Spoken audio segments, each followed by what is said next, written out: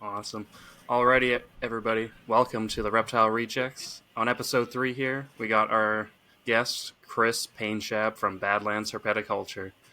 How are you doing here, Kris? I'm doing exceptional on this Sunday afternoon. How are you guys doing? I'm pretty good, I'm doing thanks. awesome. Yeah, nice, cool 68-degree day in the shade here in Vancouver. So, yeah, not too Let's bad. go, baby. Are you really saying it in Fahrenheit here? You're a Canadian, my friend. Well, it's like 21 or whatever, so a little warmer than that. It's like 30 today. So Yeah, It and was the sun is probably like 30. it was a toasty little 104 in F's for freedoms. Uh, so yeah, it was 104 today. So I'm not in my garage doing my normal podcasting area. I am in the beautiful spare bedroom of Badlands Herpeticulture with the incubator with me. So we're chilling. Awesome. What do you have cooking in that incubator right now? Oh, brother. So yeah, so this season was pretty special. Um, I've always kind of planned out my snakes further. Usually, like I'm already planning for my pairings next year. I'm sure we'll get more into pairings and stuff. Uh, so I made this big mistake. So I talk a lot. So we're gonna roll this back to like COVID era. So during COVID, I couldn't produce enough snakes. Right? I just couldn't. I could hatch 1,000 snakes. I would sell 1,000 snakes. I could hatch 1,000 geckos. I could have sold 1,000 geckos. To me, it was never about the selling. It was kind of about the plan of, excuse me, where I'm going to go, right? What goal do I have this year that I want to reach? That was good up until 2021, 2022, when I overproduced. And I've been doing this for 22 years, more than that, 1998. So, however many of the years those are. That's a long time. I didn't really think about that. That's a lot longer than I thought it was.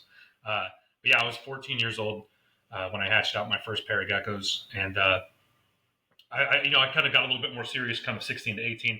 But anyways, I started doing colubrids pretty heavy about 10 years ago. Probably more dedicated into colubrids than I was into geckos. I still do a bunch of geckos, and we'll talk about some of those. Uh, so I overproduce, and I really stress myself out. So my 2023 season, I produced like 230 snakes, and that was too many. And I hit this wall, man. I hit this wall of anxiety, almost depression, right? Like I'm 40 now, but I'm in my late 30s. My little girl is 6 years old at the time, and I don't have time for anything. And man, it was a struggle. And so last year, I really cut back and I bred just like the unique things that I wanted to. And I took that time. I produced maybe 100 animals total: snakes, geckos, everything, right? And that was good. Also, that 230 snakes that I'm talking about was probably 190 snakes, 40 leopard geckos. I'm 230 animals in total. Uh, so I took this real reflection, and the next year I produced about 100 animals, which was a good number, and I didn't feel taxed by it. Uh, So that whole year, I was planning out my pairings for this year. So right now, I'm planning out my pairings for next year. So I knew I wanted to hit about 150 animals total. I was like, I know that that is a comfortable place. Uh, and man, just about everything that I wanted to go went. So I've got about 130 snake eggs and probably 15 gecko eggs, 20 gecko eggs in there right now. I was hoping on a couple of pairings going this year that didn't go, and I'm working on a couple pairings that slugged out that may potentially be double clutches. I try not to double clutch on ethics, but if you slug out your first time, you still have a chance of having a good clutch the second time, especially with colubrids. So, yeah, in the incubator right now, I have for the Pitiophis genus, I have Jani that are hatching now from my original pair. That pair has hatched two aberrants this year already. So my pair will occasionally produce a semi-aberrant, kind of striped. We call them stippled. I haven't come up with a name for the line, but I'm going to have to, because it turns out the second generation of my line produces almost fully patternless snakes. And my buddy proved that out this year. So I have my original pair hatching now with two aberrants. And then I have the original aberrant that I produced. I have a clutch from her in there. And these are all North Mexican pine snakes, Pitiophis depii jani. I have Pitiophis vertebralis, which is the Cape Baja gopher snake. I've got leucistic Florida pine snakes. I've got black pine snakes. This year I gave the northern pine snakes off, which I will occasionally rotate a year out per species, especially with the big stuff.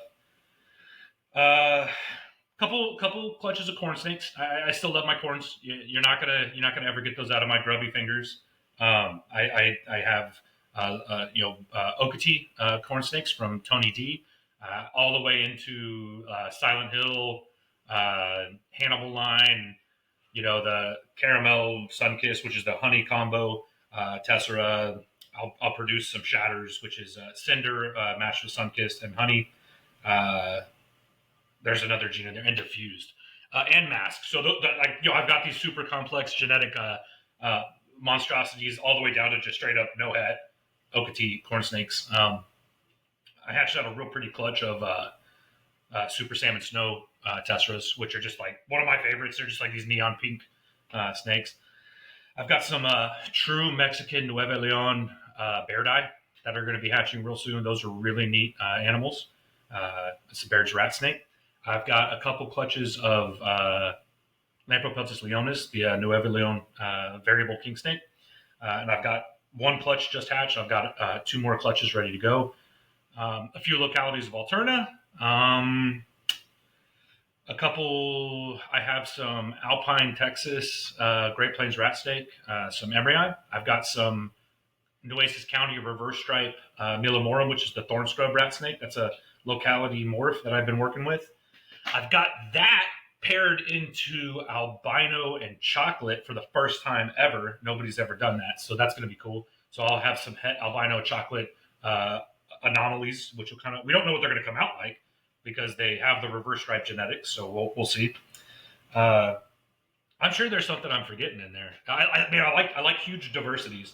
I'll have compound amounts of a species, and I'll try to get a couple clutches per species each year. You always got to have that tax break species where you've got I've only got 2 leucistic pines, so if they don't do it, I ain't getting more. Them things are expensive, but yeah. So the incubator's fun. And then lots of geckos. I've got Heteronotia bioni, the Australian prickly gecko. It's a parthogenic species. I've been producing those things by the flood work. A couple species of cave gecko and lychees, because you gotta have lychees, right? Awesome, nice. You don't work with any Cal Kings, or didn't produce any of this year, or? So yes, I do, and no, I didn't. Okay. I just sold my pair of Pablos Verdes cow kings. I sold most of my cow kings. I do love them. They're a great species. You can't have everything, and you can't cultivate everything. And I'm a Pokemon gym trainer at best. So if I have a couple, I have to have a whole bunch of it. I still do have my. So I have some some Baja California kingsnakes, which used to be called Lampropeltis getula conjuncta, and mine are specifically Ciudad Insurgensis, Mexico locality, and those are from Gary Sipperly, who's a pretty old school herper that works with a lot of really neat locality stuff. I think I'm moving just enough to make my camera just keep freaking out. But those didn't go this year. She slugged out, so she is on the heavy food train, working on a double clutch. That is a species that I've had double clutch when she eats her own eggs, which is just like the coolest thing in the world.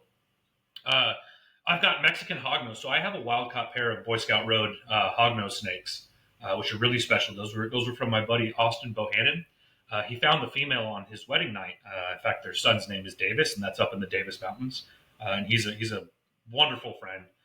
And so he gave me that pair of wild caughts, and I produced a couple last year, and I've got a couple eggs this year.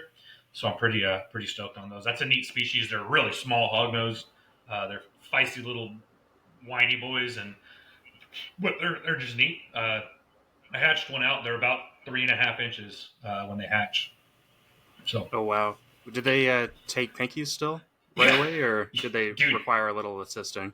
They were not tough to get going at all in the world of having Alterna and Leonis and stuff. They were pretty straightforward. I use for hognose. A lot of people we can go on scenting and stuff like that later. I really think the trick is tuna juice, salmon juice, Campbell's chicken noodle soup, dog. That's what's up. You thaw out that pinky, you wash it with Dawn dish soap, you get it completely scentless, you get it warmed up a little bit, and you dip that sucker in Campbell's chicken noodle soup. I don't know why, but that's one of the tricks for them. I had I produced 4 last year. 2 of them I think just took frozen thawed off the rip, and then the other 2 took a little. One of the scents I don't remember. Usually after they've taken a single pinky, you've got to fight hog nose to stop eating. So that's pretty cool. Just by curiosity, going back to the incubator here, Okay. do you only have one incubator or multiple, considering all the different species you have? And how do you incubate? So that's a great question. I do have only one incubator. It is a sea serpent's, the smallest size, and that is a pretty small incubator. And I have found that is more than enough for a bunch of colubrid eggs. I incubate in a very specific way, and this is part of the Church of Lassiter. I'll talk about that as we go. But John Lassiter is a close local friend of mine. He's an old school herper, long time Lampropeltis breeder. He's written in Reptiles magazine and stuff, and I'm very lucky for him to just be a local homie that comes and drinks beers with me. But he set me up on the way that he incubates. So the way I do it, there's going to be 3 different trains of thought. I have animals that deal well with high humidity and do not have issues with drowning in the egg. I have animals that are usually my desert species that do have issues with drowning in the egg. And then I have eggs that I specifically don't want to get wet. So I'll handle those 3 different ways. I get we have HEB, I don't know, whatever your local grocer is. There's a black food prep box. And what I do, they seal extremely tight. For the most part, they will hold humidity. They're microwave safe. I don't think you would microwave snake eggs, but we'll see. I take them and I put 4 holes in the top, and I put tape over those holes. I fill it up with 40 to 50 grams of perlite, and then we'll talk about the first 2 ways I do it. So if I have something that is more likely to have issues with flooding in the egg, or one that does not have issues with flooding the egg, I will give it a specific amount of water. I generally use distilled water because our water in Corpus is like super specially terrible because Aaron Brockovich had to come here, which was super cool. But I will go 1-to-1, like a corn snake, right, or a California king snake. We'll go 1-to-1, and then if it's like something like a Mexican bear dye, or I also got a Christmas Mountain Splendida, which is the desert king snake, something like that. I'm going to go probably 80% water by weight. Now I have those 4 holes covered, and on day 45, so I have a little charts and records that I keep on everything, and I also label it on the lids because I'm a psychopath. At day 45, I pull off all the tape. Leave alone. I don't crack the tub or anything. They usually get the amount of ventilation they need. There is one more step I take for species that I don't want the eggs to get wet. So this is going to be Pitchophis vertebralis, Leonis, Cape Baja gophers, North Mexican pine snakes, variable kings, Alterna, stuff like that. Anything that's like real desert, kind of like very uniquely specific in its habitat, I guess. I have these, they sell them for fish tanks, and they come on big sheets, and they're to keep the mama fish from eating the baby fish, I guess. I don't know. Lets the baby fish go to one side of the aquarium. It's kind of like those light diffuser panels, but it's much smaller perforations. And so I'll trim those to fit inside. So now I'm going 80% water by weight, and I'm putting the eggs on top of that. And then I have these plastic golf tees that I just happen to have because I golf every once in a while. And the first time I tried it, now I've just bought a big ass bag of them. I never reuse anything. That's another thing. I don't reuse it, and everything is thrown away every year, which is probably really bad. But sorry, I recycle. And I'll put the golf tees in to hold everything in place. So sometimes you'll see pictures of eggs that I have, and they're held in place by these little golf tees to keep them from rolling around. But I can fit a shocking amount of these things, these little tubs inside of this incubator. And maybe I have a corn snake clutch of 12 eggs, so I'll put them all in the same tub. But so like 80-20, so 80% water, 20% perlite. Is that what you mean? No, 80% by 80% of the weight of the perlite in water. So if I have Oh, right, so if I do like 40 grams of perlite, I'll end up at, you know, I'm not going to do the quick math right now, but it'll be like so it's very dry. 32, yeah, 32 grams of water. Okay, Um, gotcha. so I'm sorry, 40 grams of perlite to like 32 grams of water. If I'm doing corn snakes, it'd be 40 grams of perlite to 40 grams of water, right? And so I just measure it all out at the same time. I mix it all up, but the water ends up seeping to the bottom, and that's why I like perlite. It usually keeps the water off of the eggs. Um, so and that's kind of worked magically. I've had some of the shittiest looking eggs you've ever seen still hatch. Sometimes my black pines, I can only fit 2 eggs in that container, but you just do what you got to do. I'm not afraid to separate eggs. I don't mark my eggs. Uh, Years ago, I had a clutch of California kingsnakes that were maybe halfway through their incubation, and I was shuffling through trying to, you do have to play a little shuffling in there because I can fit 2 rows deep, 3 rows high for 3 rows. I'm not doing the quick math on that, and I can do that for 2 different levels. So it's quite a few clutches fit in there. And so I what you call it? I had a clutch of California king snake eggs. My daughter was playing with some baby corn snakes or something, and I was moving stuff around. And every once in a while, I'll go through and I'll reorganize it to make sure my next clutch is the next one on top. Because again, I like things to be very specifically where they are. And maybe I got in a hurry and put a clutch in there. And plus, you got to check on your eggs, right? If you have some disgusting egg, right, you kind of want it to. Maybe we pull that one out, right? Maybe we pull the juicy Lucy out of the out of the clutch of eggs. And my daughter freaked out because the snake bit her, and she threw her hands up like that, and she hit my cow king eggs, and brother, they went flying. And I was like, oh, dude, they bounced off the floor and stuff. I was like, yeah, those are gone.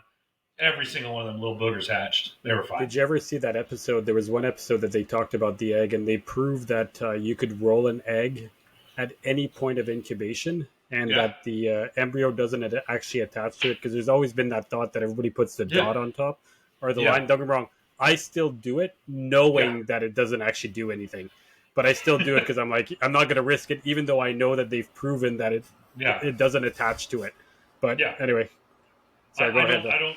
No, you're good. You're completely right. I don't mark any of my eggs with the exception of like corn snake eggs. My daughter likes to draw on them because she's the next snake discovery. But I do mark my gecko eggs, and that's just like I've always done it, and I'm always worried because when a gecko hatches, they freak out and they spin all the eggs. And dude, you hatch a lychee out, and they're these dumbass dinosaurs that just tear apart everything in their little incubation tub. Now geckos I do differently. I do use those like it kind of looks like they're not from sim container, but they look like the sim containers with the little egg holes. I do the same thing. It's perlite. I do 1-to-1 water to weight for the perlite, and then I put the eggs in there. And what I've started doing with certain species of geckos, you also want to have like a dry incubation, and I will what you call it. Oh, I just had like 1 second. Sorry, I don't want my computer to freak out. We're still good. Can y'all still hear me? Are we good? My computer had a pop up. All right. So yeah, I like for my heteronotia beoni, they're the Australian prickly geckos. They want to have a dry incubation. You don't want to get water on the eggs. They're a hard shell gecko egg. Back in my Phelsuma days, anything that has a hard shell, you can kind of already anticipate. Viper gecko, stuff like that. You can kind of already anticipate. You don't want to get any water on those eggs. I assume, and I'm not a scientist. Please, anybody that's listening to this, I am not a scientist. But I believe that it's because the eggs are not permeable. They don't have that kind of membrane that allows for the fluctuation of water in and out. They're more of a sealed container. So what I do is I take that hatchite stuff and I put it on top of the little sim container thing. And that way I'll put the eggs in there. And if it gets wet, I'll know.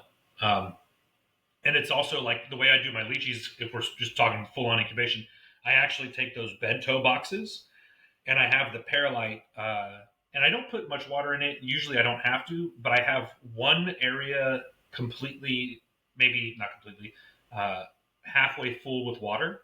And then I have another area with a bunch of crumpled up paper towels. And with lychee eggs, they're okay to get wet, but you don't want them to stay wet for a long time because their incubation could be like 130 days or longer. And I incubate those at a room temperature. So what I'll do is any of that condensation that you get at the top of the box will get wicked by the paper towels. So every once in a while, I'll replace the paper towels and refill my water to make sure that it's about the same level, and I have a little mark drawn on it. So now I don't have to worry about getting that kind of like rain chamber effect you'll get. And with those, I do have to open them up occasionally. Those I incubate at room temperature. So those are just in my snake room or reptile room or whatever. You've never tried to just slightly tilt your containers? Because I get a lot of condensation in my containers and just everything's on a slight angle. I actually Yeah, put the entire incubator slightly off so that every single container always drips to the back. But yeah. all the tops, and I don't know if you know this, but usually, even if you have full humidity in your container, it's only the front of your incubator that tends to have water on it.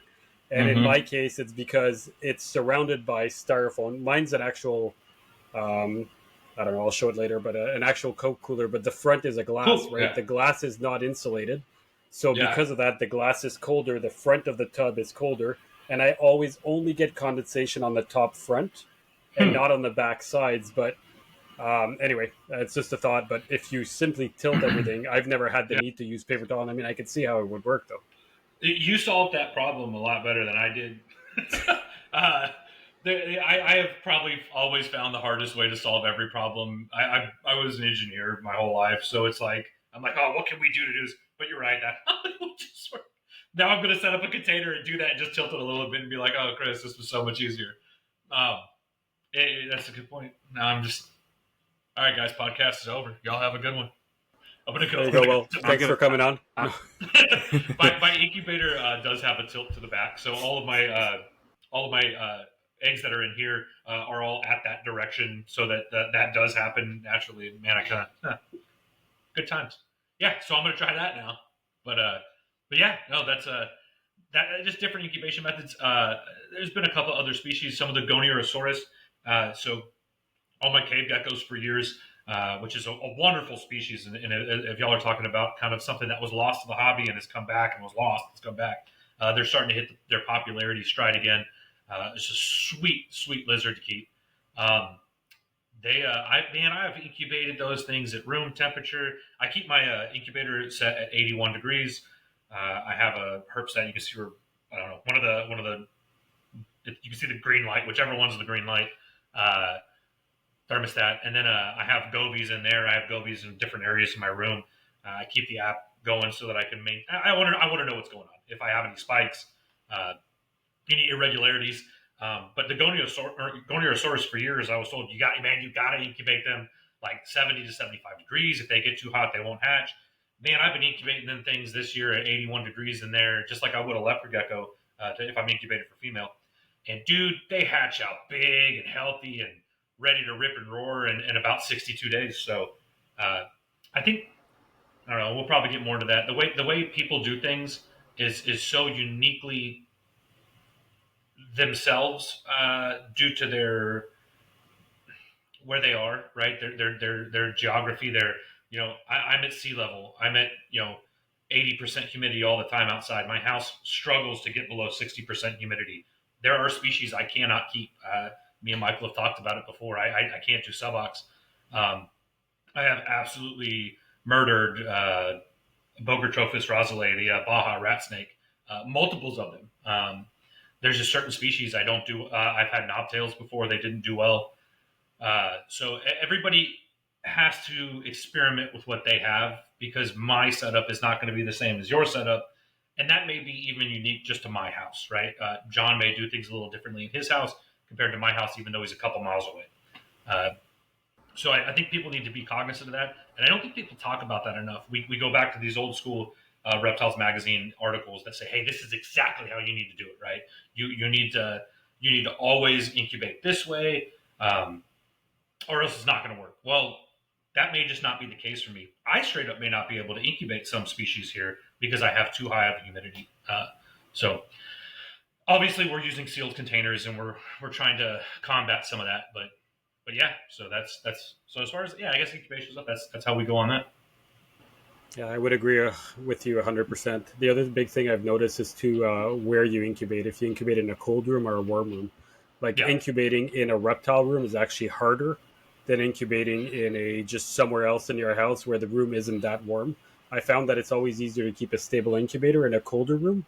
Just Mm-hmm. like yeah. Uh, One more thing about incubating I want to talk to you about. So your incubator is about, I don't know, one third, maybe even one fourth of the size of mine. Yeah. I only incubate about 8 or 9 clutches in my gigantic incubator, but obviously my tubs are much bigger, and I've always found that a large surface of water, Mm-hmm. air inside. So I usually take like big totes for 7 or 8 eggs. They are python eggs, but Yeah. still, like I have a very large amount of space. Judging by the amount of clutches you're putting in your incubator, are we talking about small totes? And is there a lot of airspace in there? Or is that why you're opening them often? That's so that is yes. So they are very small totes. They're I don't remember the ounces on them. They're about 9 inches by 6 inches and about 2.5 inches tall. And part of the reason I have the holes in there and I open them up on a specific day, and I don't stack them on top of each other. After I've opened holes, I knock them off a little bit, and I have all the holes specifically in spaces so that they vent out. Um, I want to get as much airflow as possible into those eggs after I've opened them. I love that sealed system, and it has worked extremely well for every species. Uh, but you're right. The second it's time for those eggs to start breeding, what will also happen if you don't give the eggs room to breathe, because this does have computer fans in it and it vents air in and out.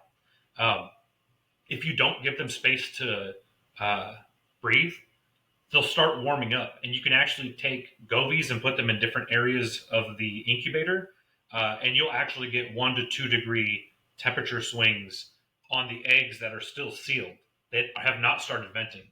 I've noticed that within about 30 days before something hatches, maybe 20 days before something hatches, the eggs actually go up about a degree minimum. So by giving them that airflow, I want as much airflow as possible within the space I have.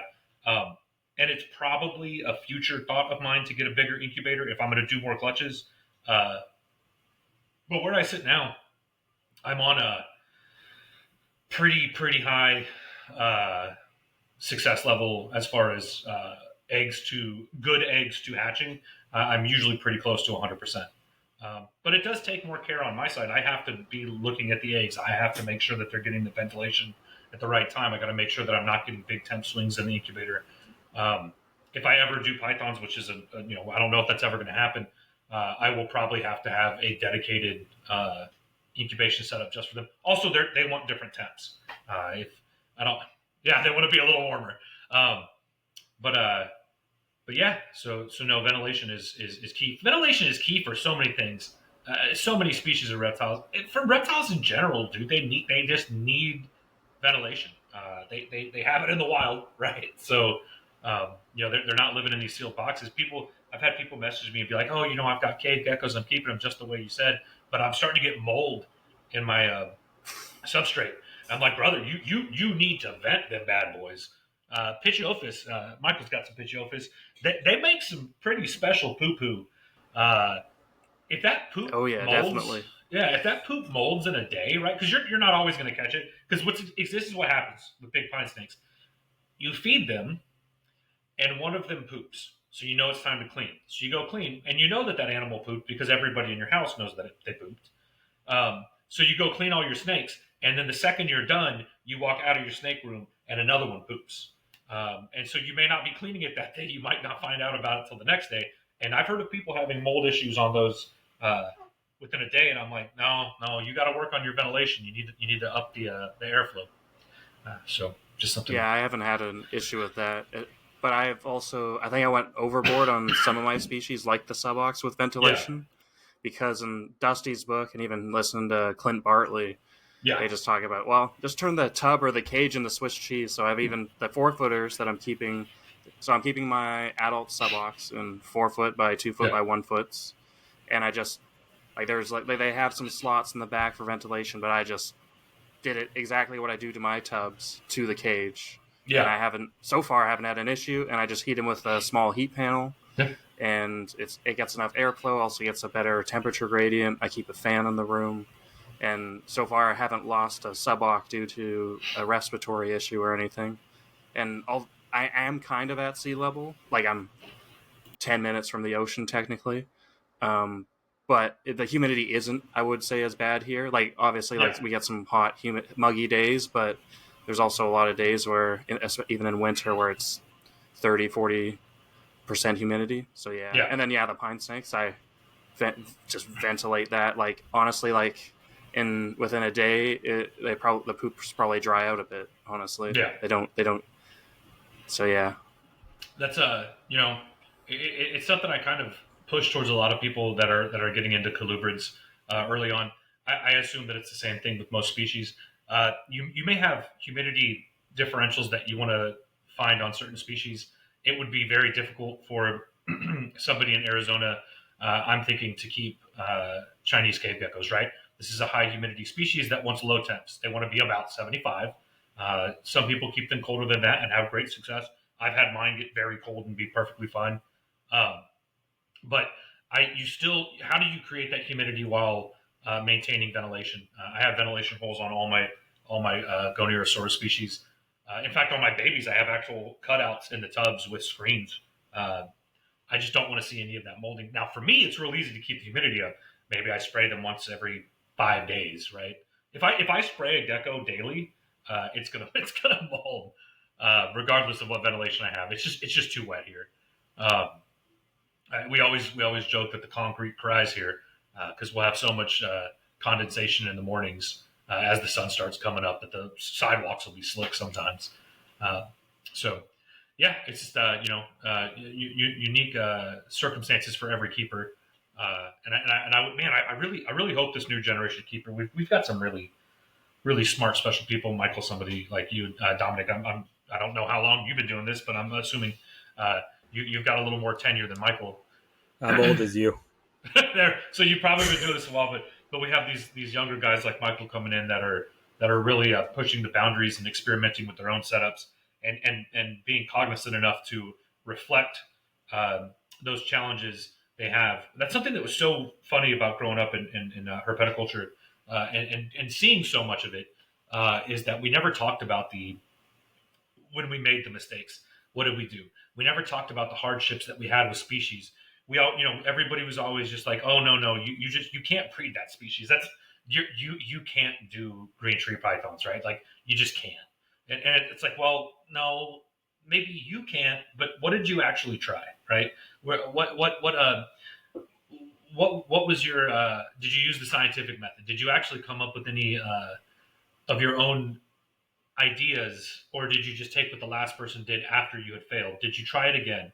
Did you reflect on those inconsistencies that you might have had? Did you actually pay attention to temperatures? Did you try to record any data? And I'm lucky enough where I'm at now with a lot of the species I work with.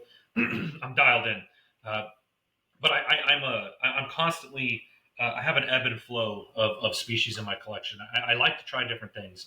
Um, it's probably to a fault even.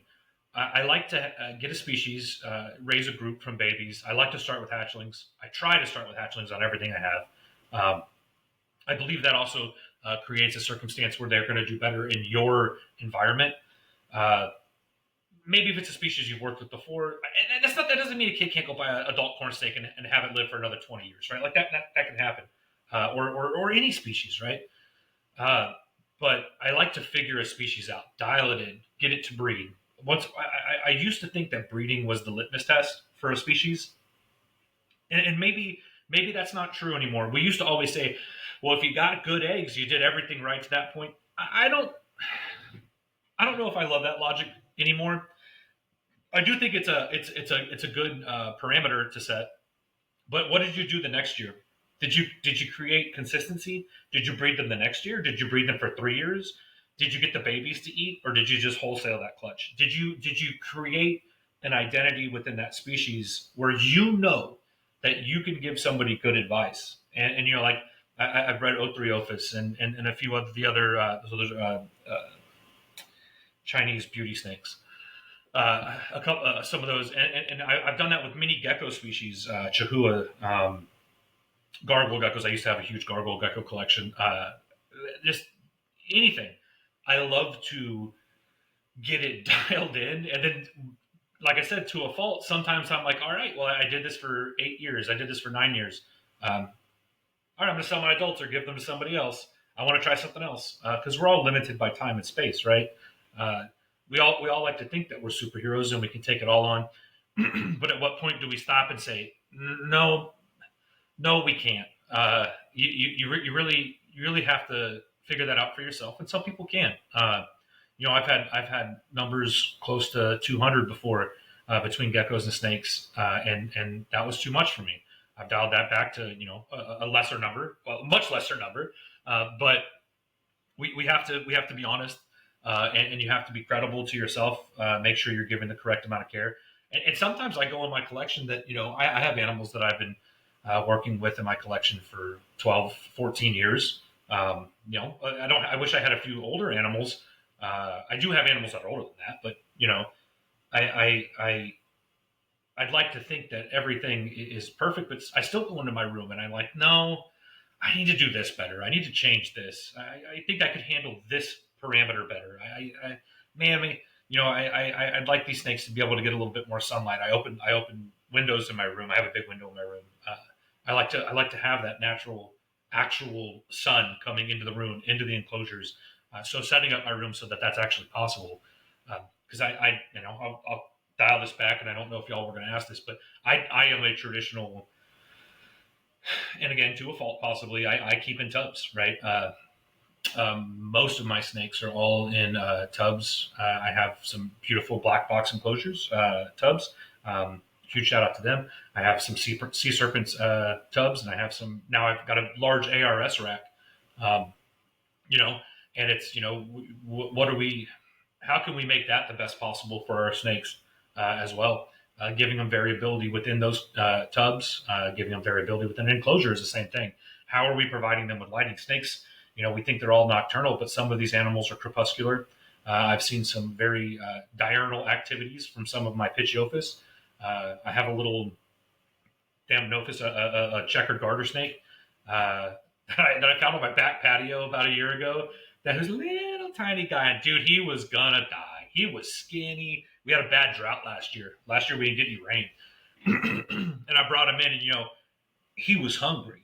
So now I've got a actually pretty cool display enclosure with a checkered garter from my backyard, and he's cool, man. So I don't know. I kind of went on a little bit of a rant there. I do that, but yeah. No worries. So many things that I wanted to say, but I keep forgetting everything. No, I'm sorry. Yeah, interrupt me. No worries. No worries. It's hard, man. When you talk, it's interesting just to let you go. It's interesting to listen. I want to go through on a couple of things. Number one, the tubs. I used to use tubs too. I just like looking at my animals. If you look behind me and you look at all the little tiny cages, to me, those are tubs. They're a tub with a glass front so that I can see into them. In the end, they're the same size as the tub, and I put a small snake in it. I just can see it. So to me, it's all the same thing. I wanted to go back on your raising babies. I think raising babies is the only way to go. It's the easiest, best way. It gets your animals used to your room. I mean, for me, that works. So the one thing I wanted to go through with you is, geez, I just lost my train of thought. Oh, there you go. I swear. Yes. No. Okay. So one big question that I have is that you seem to be very colubrid focused, right? And yes, I heard absolutely. Some of the negative of the colubrid is obviously they defecate all the time. So why colubrids? Why did you end up just going in that wing? Like I know why I'm into just pythons and not boas or not really colubrids. So in your case, why did you choose only that wing? Like what is it that attracted to you? That's a good question, and it's a loaded question. It's a good point. I started, 1998. I got a pair of day geckos, and that kind of led me down the gecko route. Leopard geckos. I got some crested geckos way back in the day. In fact, the first New Caledonian geckos that Carl Vargas of South Tex Gex ever produced were crested geckos that I gave him. Regardless, that's the thing. He's one of my mentors growing up. Carl Vargas is a longtime breeder. He breeds a lot of spiny tail iguanas, rhinoceros or rhino iguanas. I think that's right. I'm not the best with iguanas. A lot of tortoises. He's the one that has produced the world's first albino pectinata, Project Solstice. If anybody gets a chance, check that out. and he does all the coolest lychees in the world. He's got the granite line and all that. Anyways, back on that. He was my mentor, and I remember him telling me when I was a young little Kris. He always told me, "Oh, Kris, someday you got to go to West Texas." I think he grew up or used to visit Sonora a lot, and he would go to West Texas. He said, "You've got to see the snakes in West Texas." I said, "Okay." And so I started doing a little bit of reading, and I had my Audubon Society little handbook, and I still got it. And I would always look, and I'd be like, "Man, gray-banded king snakes. What is that? Look at that! I can't believe that is real." And so I was I was probably 20 when I moved out. My mom and dad were very, very wonderful when it came to supporting my hobby, but God help you if you brought a snake in that house. There was no snakes. No, not a single one. So the first thing you do when you move out? I moved out. I got my apartment, good old, nasty old apartment, and I got a snake. I got a gray-banded king snake. And there was something about the way that animal acted. At the time, I had just uncorked the world of possibilities, and I had a bunch of snakes in my room. I had Hog Island boas, which I had saved up and bought back then, and I wish I would have kept them. I had a jungle carpet python. I'm using air quotes because I don't know if that's actually what it was, because that would have been 2003, 2004. I don't know how much honesty there was in the world of keeping and breeding with Morelia. And then I had Amazon tree boas, stuff like that. And so it came out. We had a local law. It's not a law. It's an ordinance that is, and I don't want to spend too much time on it, but it's obfuscated in its legality of boas and pythons. I've had many different answers as to if they're legal or not. And at the time, I was just like, okay, well, I just want to check out these colubrids. And it was really king snakes and rat snakes. I loved the variability of colors. I loved the capability of taking something that has a phenotype and breeding it to something with a different phenotype and making either a multitude of phenotypes. It's just even Alterna. You can have Alterna that are locality matched, and I would implore people that are working with Alterna to try to keep them locality matched. There's nothing wrong with not doing them locality, but being honest about what you're producing, well, that's a whole other thing. And God, they were just so beautiful. I loved the way they felt. They have an awareness about them. And maybe some people, they're spazzy and they're fast and they don't want you to hold them. Yeah, you're right, but spend a little bit more time, go a little bit slower, learn how to handle that animal. And I just thought it was the coolest thing. Boas still don't really do it for me. And I don't think there's anything wrong with boas. I think they're wonderful. But, I had these Hog Island boas and they had this very delicate, strong, that's kind of opposing words, but they're delicate in their movements, but strong in their actions, maybe. They're very aware of their surroundings, but also whenever they make a decision, it was very uniquely direct. Until I started keeping and breeding rosy boas, and that's a whole different animal. But yeah, and that kind of, and then I kind of started noticing that the forefathers of the reptile hobby always talked about these gems of species. Gray-banded king snakes, variable king snakes, Mex-Mex, your algamas, right? Like your Zonata complex stuff. You got to get subocs in your hands, and until you see how a suboc acts, and how it responds, how it feeds, and maybe there was a little what bit it does when you walk in the room. Yeah, when they come out, garter snakes. Now that I've never really kept garter snakes. Now that I have one, like I come in my room and I'm doing stuff. I paint a lot. I have another hobby in which I do a lot of painting, and I'll sit there and I'll paint. And dude, the snake will come out and like look at me, and it'll just kind of be like, "Hey, yo, we eating? What's up, Doug? We doing some fresh water? What you got, homie?" And he's always kind of perusing and looking out. And half the time he's just in one of his little hides in his enclosure. My subocs do that too. Yeah. Same with my big female Kentucky. She comes out like she'll be just in her hide, and then you're in the room for 5 minutes, and 3 subocs are out at the front of their cage, and the Kentucky female's out at the front, and they're looking at what you're doing. They're like, "Are you gonna feed me? Or are you? What's happening here?" I like to think I like to dumb it down and think a lot of this is food derivative, right? Like or they're just hungry, right? But I also like to fantasize and anthropomorphize things. And man, maybe the snake is just interested in what I'm doing today, and that's a silly thing to think, and it's not the case, but it's it's there, and I don't want to sit here and say that other species aren't like that. I'm sure there's a lot of species throughout the gamut, but it's just kind of what I fell in love with. Once I finally went out and wait, hold on, back on your subox. You have those yellow rose pass pair that came from Justin, right? Yeah, I got your pair. That was my pair. And Yeah, then, those are badass snakes. Yeah. and then I did get another pair from Nemo. Oh, yeah. I lost the male out of brumation, but the female gave me the 4 good eggs, and Yeah. your girl, she only gave me 2 good eggs this year. But hopefully they still go the distance. They're both doing great. One of those was produced by Dusty Rhodes. I have. Oh, really? Yeah, I have to get on my laptop to look at my lineage. I usually keep lineage information. Anyways. So one of them was. They're not related. One of them was.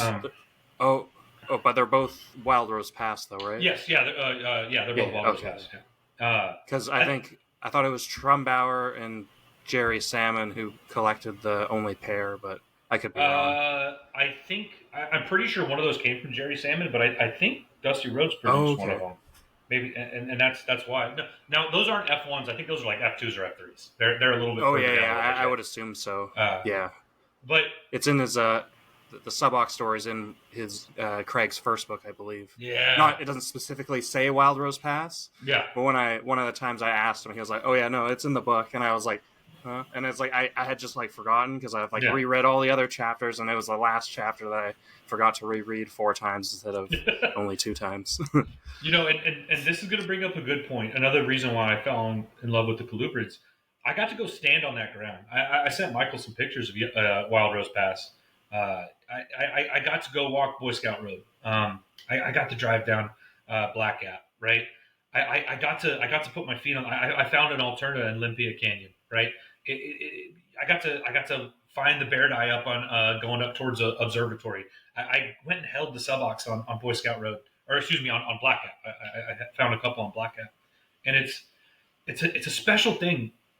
And there's 2 different ways to look at it. One, it's maybe a little boring. These are just the things that I could go to my backyard and potentially find. If we're lucky, it's not that easy. It takes a lot of work. But then it's also like this exaggeration of my love for it, right? I got to go do that. Now I have a little slice of that here at home. It's neat. I think I've gone on a long-winded answer for a question that I don't know if there's a good answer to. I still love geckos. I still keep and breed multiple species. We still have leopard geckos, right? Like me and my kids still like leopard geckos and African fat tails. And I think, and corn snakes, right? Like I still produce corn snakes. There's a love that I have for the simplicity, and then there's a love that I have for the complex. I like something that gives me a challenge. I like something that makes me really push my limits as to what I think I can do and maintain as a keeper.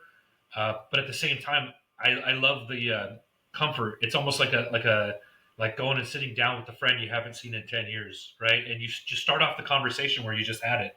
And maybe that's corn snakes or leopard geckos for me. It just exists. It's natural. It feels like that's where you're supposed to be. I'll still get the damn things out and hold them and play with them. And I have these beautiful buckskin okatees from Tony D. And they're the last corn snake I show you when you come to my house, and everybody sees them and they're just like, "Oh my gosh, that's beautiful. What's that morph?" I'm like, "It's not. It's just this is how they come." They're like, "Wow, people need to have more of those." And I'm like, "I know." It's a cool thing. But yeah, colubrids, man, they're fascinating. And also it's a smaller animal, and they do well. Colubrids also have this very unique capability amongst all the other species that I've really worked with and seen to just deal with anything. They got too hot, they're fine. They got too cold, whatever. We put them in the refrigerator down to 45, 50 degrees to get them to breed. I didn't feed them for 2 weeks. It's probably okay. I'm going to feed them twice this week. Sure, they could do that too. They're usually, for the most part, pretty simple. You can make them complex, but for the most part, they're pretty straightforward. But yeah, there's just man, and I just rifle through them tubs, just keep pulling them out. It's like, oh man, check this one out, check this one out, check this one out, check this one out. Yeah, that's probably why. Awesome. It's a good answer. I was gonna, yeah, that's a very good answer. So I liked where you were going with the herping West Texas. Yeah. So obviously, Carl Vargas kind of originally got that thought in your head, but Yeah. was there any other factors that really got you out to West Texas? Was it John Lasseter in that, or Yeah, Carl definitely put the idea in my head, and I went out there a couple times. I was in Boy Scouts growing up until I was 18. I made it to Eagle Scout. That was a very special thing in my life. I didn't play team sports. I had some pretty debilitating issues throughout high school. I had a lot of surgeries and stuff. Um, it's a pretty serious medical condition, medical situations throughout high school that had me on crutches for a couple years. I skateboarded a lot. I broke a lot of bones. I did some stupid stuff. But Scouts was the most consistent thing I did. I went camping. I can't even sit here and say that I had a great Scoutmaster. They all kind of sucked. I wasn't even in a good troop. But it introduced me to this world where I could go out and be a part of nature, right? And with somebody like Carl as a mentor in the early days, and he's still a very close friend of mine, it really, he said, you can go do this. Well, he hadn't done it a lot. And I went out and I had pretty bad, I had actually, let's call it zero success. And then once I started really rubbing shoulders with John, which was maybe 8 years ago, somewhere in that range, John was like, well, you go to West Texas, right? And I was like, I've read Craig's book. I've read, I forget the Alterna book from back in the day. I'd read Dusty Rhodes' book. I was like, I've always wanted to go. And he was all like, well, let's go. Let's go do that. And I was all like, yeah, okay, all right. Yeah, let's go do that. And once he took me out there, and it was the first time I went with him, and he was just like, yeah, we're gonna look for this parameter, or we're gonna look for exactly this situation. I thought that you just went to West Texas and then like kind of farted around in one area. No, you plan on driving 1,000 miles, right? You're going to be driving 2 hours to one spot, 4 hours to another spot, 3 hours to the next spot, and then the sun's coming up, and you're going to go sleep, and you're going to do all that again. You're going to be going to different areas and checking the parameters, and if there's snakes moving, usually there's going to be a bunch of snakes moving. I say a bunch. Like a bunch of snakes in West Texas is like 4 snakes, 6 snakes on a night. And if it's good, you stay in an area, right? But once he was like, I'm going to kind of give you the tour, and it's crazy. You go from Sanderson to Marathon, Alpine, north to Olympia Canyon, south down to Black Gap, the River Road, all these areas, and they are hours away from each other. But that's kind of what you got to do, and you want to follow the rain. And there's a bunch of different parameters, and I'm not like I don't get to go out and hurt very much. My work is pretty demanding. And my little girl, she's only 8 now, so I don't have as much time as I would like to do it. But yeah, John really just showed me it. He was like, Kris, you got to go do this. And I found my first Alterna with him. We had gone to Boy Scout Road, this one of my first nights. And I was like, man, I really want to find an Alterna. He's like, well, let's go look at Boy Scout. And man, we found a beautiful blacktail rattler.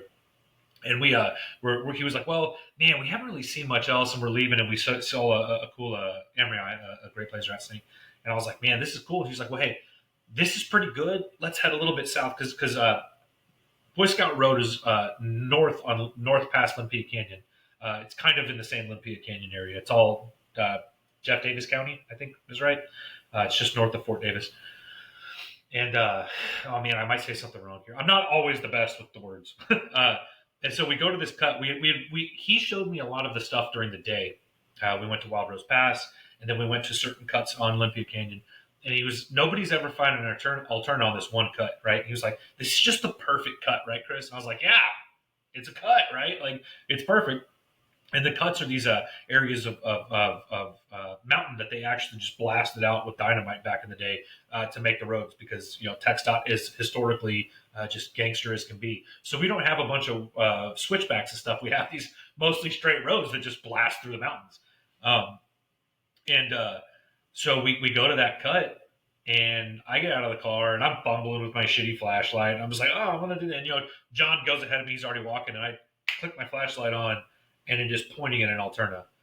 And I just go, oh God, there it is. And John's like, what?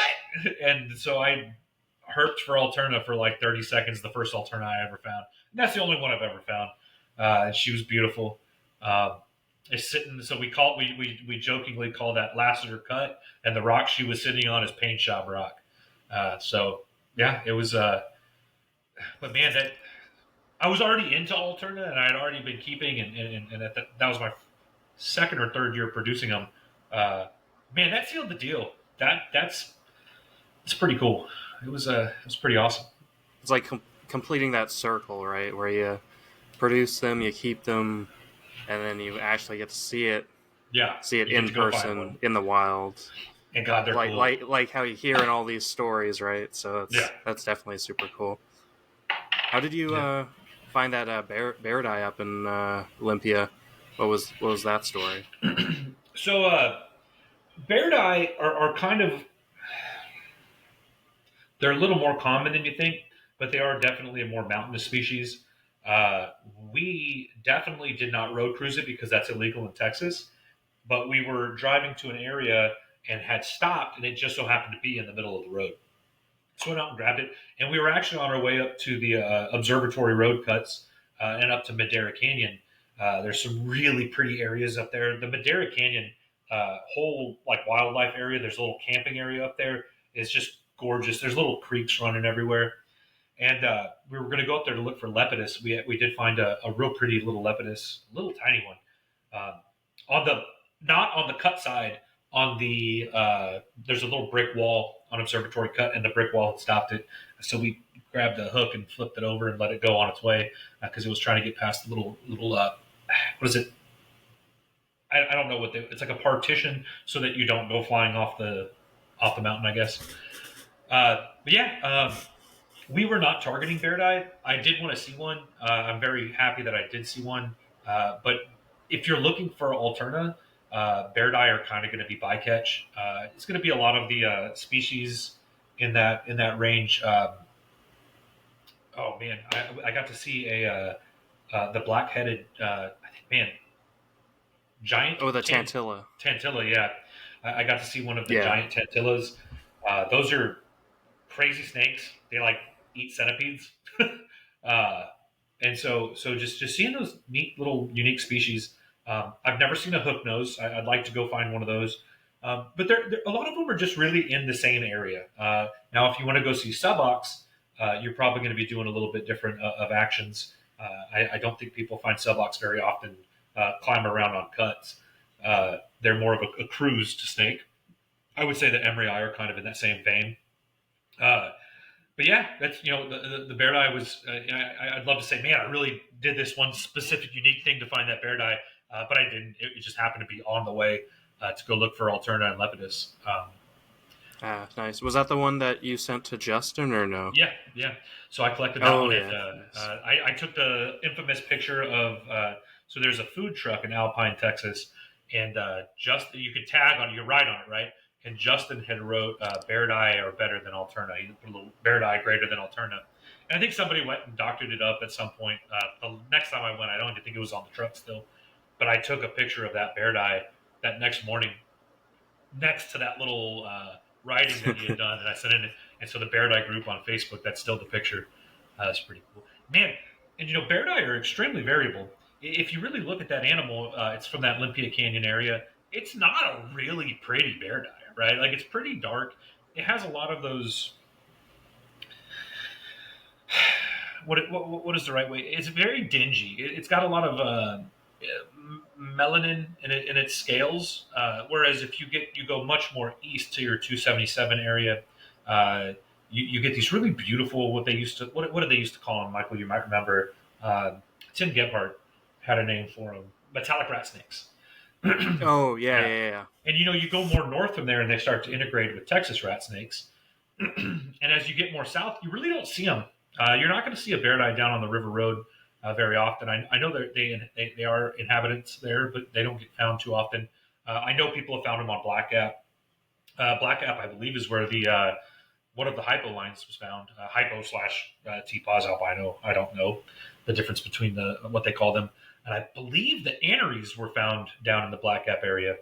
But then, you go Yeah, further. Oh, go ahead.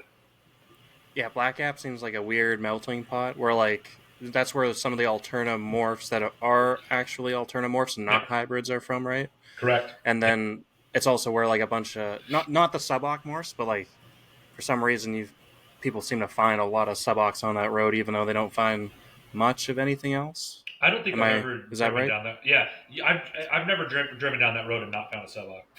There's a lot of subocs, and that's where that really unique symbiosis happens with the ticks that grow on their tail. Uh, or they don't grow on the tail; they leech onto their tail. So there's a species of tick that is unique to only subocs, and it slowly eats away their tails. So I have a picture of one of the ones I'm holding, and it has like all these little ticks on the tail. I forget the name of that species, but it's really weird. Uh, and yeah, so Black Gap is very very unique. It's huge. Black Gap is massive. That's the other thing I don't think people understand. You could go back and forth on Black Gap, and it'll take you an hour and a half. Right? It's a big area.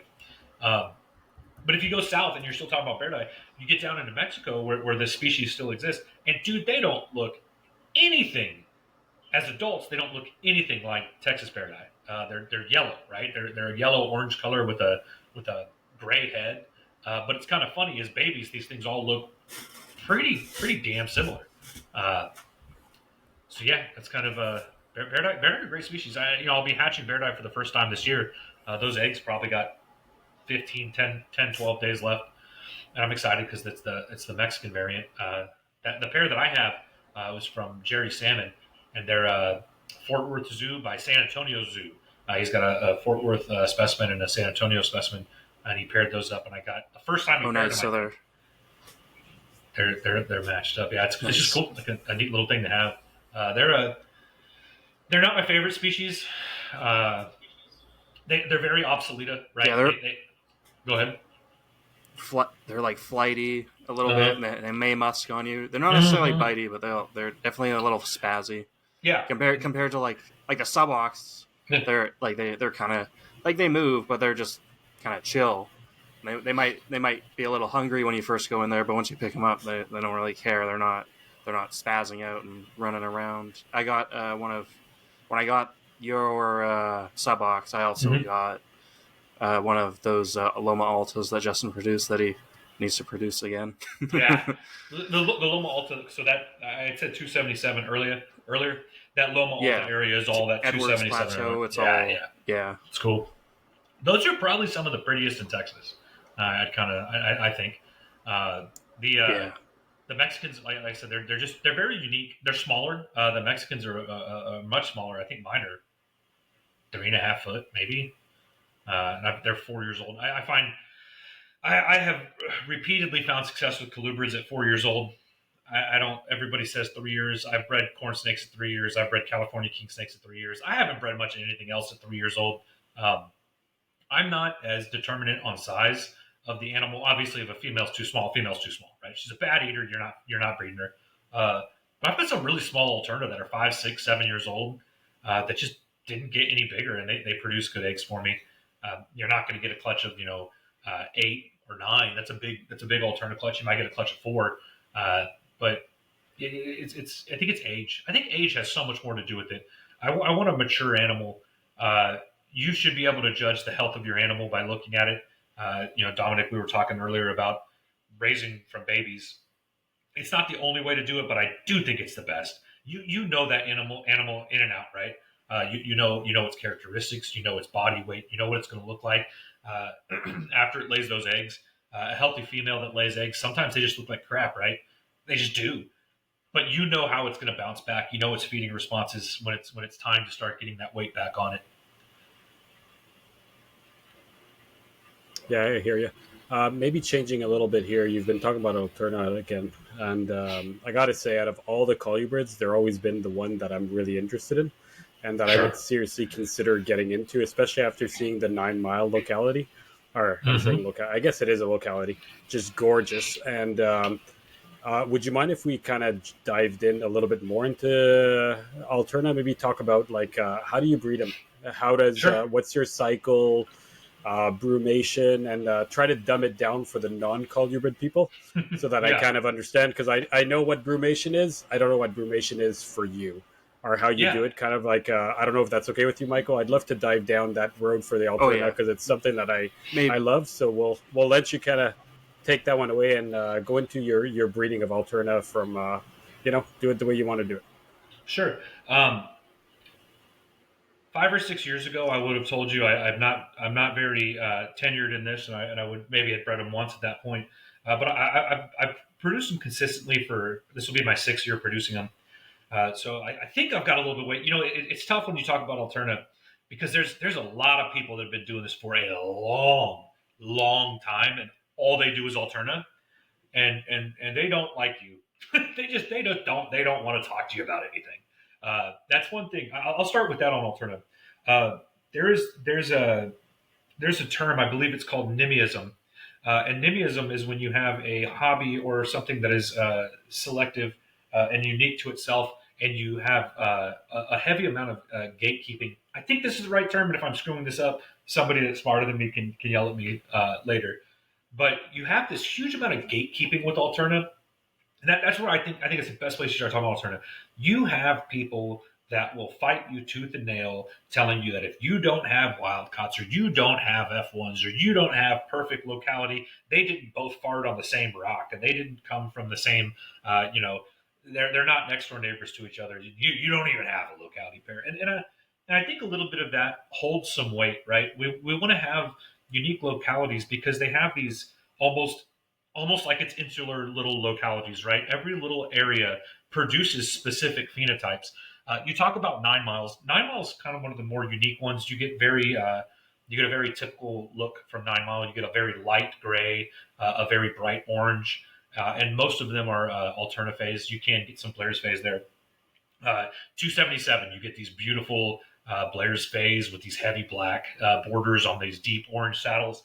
So then you go to the Olympia Canyons. Olympia Canyons look very specific. Boy Scout roads look very specific. So I think that is kind of the neatest thing about Alterna is they are very unique, small localities. And I know people that have bred them 9 generations, line breeding one specific locality. And this is a story that goes back, and maybe it's a little bit of hearsay, with no deleterious effects in the genetics, and they still produce massive amounts of variability. You'll never have two alternative that look the same in a clutch.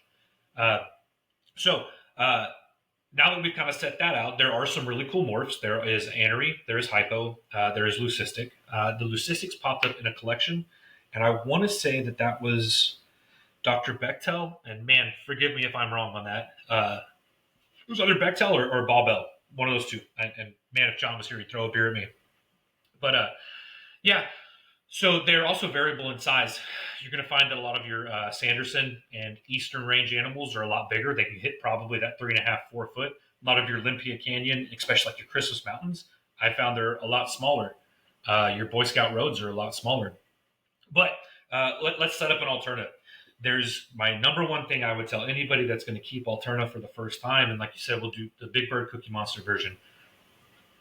Cooler is better. These snakes do not like it hot. When I found my snake, it was a particularly warm night, and it was 74 degrees. You do not find these things out on rocks when it's 78 degrees, 80 degrees. It's not going to happen. There is one caveat to that. Black Gap is 100 degrees at night, and I don't know why. Black Gap is just hot. It is its own little unique spot. I keep my Black Gaps the same way I keep all my other localities. I shoot for a 78-degree hot side. I shoot for a cool side about 74 to 75 degrees. My hot side during the summer will get up to 80 degrees because, brother, it's 104 outside, and I got my AC working. But it just ain't, my house ain't getting below 75 degrees. It's not happening. So cooler is a little better with them. Patience. Alterna require patience. They're very strong eaters. They're very calm snakes. They're not going to musk. They're usually not going to bite. But once an Alterna is eating, it's almost always going to eat. I only ever have males go off feed, and that's usually during the breeding season. And I usually only have females go off feed when they're gravid. So if you have a well-established baby, you're probably not going to run into any feeding issues. Those males are probably not going to go off feed unless they're smelling the pheromones from the females, right? Uh, so I use aspen as a bedding. I think that, and I think anybody that keeps Alterna would agree with me. You will want a deeper bedding. They are fossorial to some extent. These things live in cracks and crevices. Uh, so if I've got a 78 to 80 degree hot side and a 75-degree cool side, I need a bigger enclosure. My Alterna are in bigger tubs than like my corn snakes, right? I use all of mine are now in ARS 5040s, which is like 3 foot long. It's bigger than a V35S. It's bigger than a V28. So I'll talk about the Church of Lassiter. He told me when I first met him, he's like, look, you've got these montane Mexicana group animals, and you don't know exactly what they're doing because you're at sea level and your barometric pressures are not the same as their wild locations. So give them options. So what I try to do is have a humid hide in the back, a dry hide in the back, a humid hide in the front, dry hide in the front. It's not always possible. Sometimes I'm just doing dry hides on both sides and one humid hide in the back.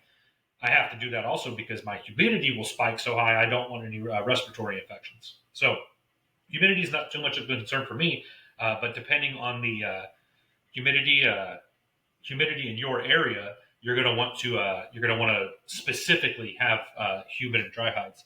And I think by giving them those options, you really you set yourself up for success, right? I do believe that these are one of the animals that are just not gonna die, right? Like they're you kind of got to kill them. And Michael, you have some Alterna. I'm gonna guess that you probably have noticed the same thing.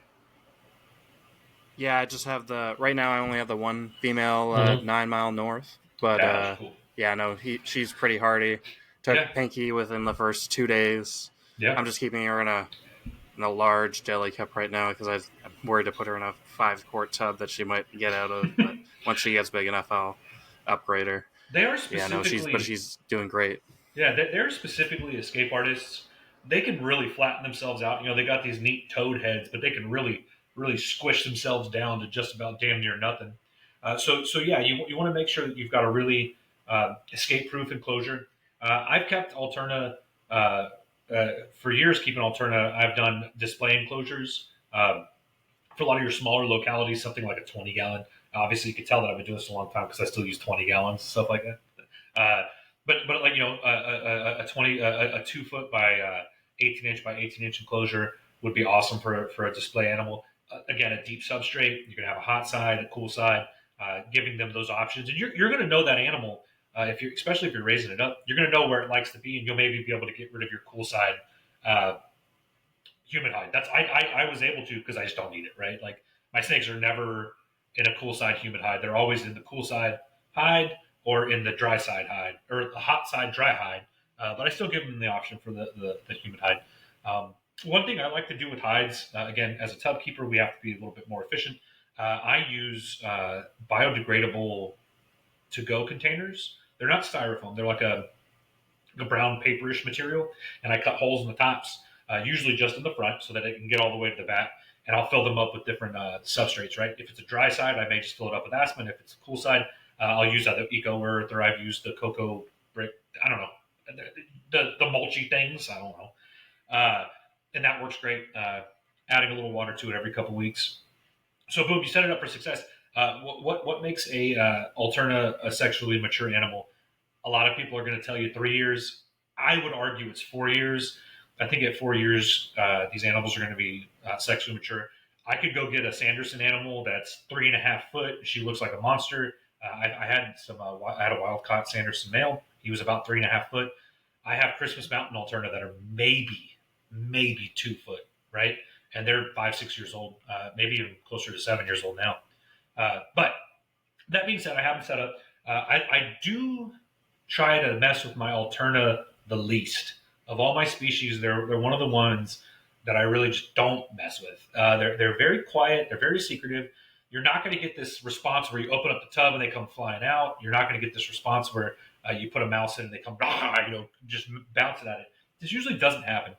Um, and that usually tells me that that's a secretive, seclusive animal. Uh, Breeding. So there's the two hard things about Alterna, and that's breeding and getting babies to go. Uh, there was a thought for a long time that depending on the locality, right? They have a huge range. They even have a bigger range into Mexico. We really only get one locality out of Mexico. That's the Saltillo animals. They're really neat looking. They're totally different than anything else. But they actually dip into New Mexico as well. Uh, Do you know the story on the Saltillos, or is it like a hush hush story? There's no story. They're just in the hobby, right? Oh, okay. Yeah, there's they just yeah, they're here and they're great. They're beautiful animals. They're unique, and however they got here is not my business. There's thoughts floating around how they got here. It's the same way we got a lot of our Leonas, but nothing I would put my heart to. Um, but you got Huecos that are over there in the El Paso area that are close to New Mexico. There are some New Mexico localities that have been found. Of course, you can't collect animals from New Mexico. But okay, so let's talk about breeding. Some people, there's really, and I think this is incorrect when it comes to colubrids. People are like, oh, I'm going to fatten my snakes up for brumation. I'm going to feed them real heavy for brumation. I think that if you have to do that, you miss something along the lines for the last year, right? If that female lays her eggs and without really just hammering her with food, you don't get her back up to size. You miss something the last year of its life, right? I really think that consistency in feeding. I don't think they need to eat every 7 days. I'm probably closer to 10 days on my females and 14 days on my males. Uh, I just don't think you need to fatten them up for brumation. Uh, and the reason for that is how cold you need to get them. They need to get cold.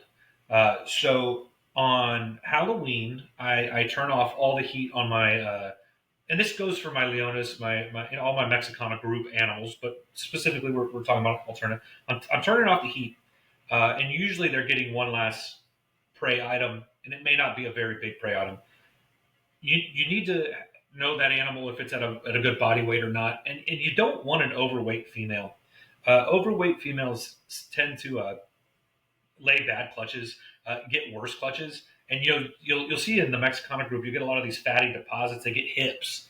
Uh, you see that in like these 10, 12, 14-year-old animals. It's kind of a byproduct of that animal having been bred every year, having been fed every year, eating way more than it would in the wild, right? There's no way they eat a ton of food. But anyways, going to brumation. Halloween, I'm shutting everything off. Thanksgiving, we use holidays because it's just easier. Thanksgiving, these animals are going down into the cold. So I brumate my snakes with John Lasseter.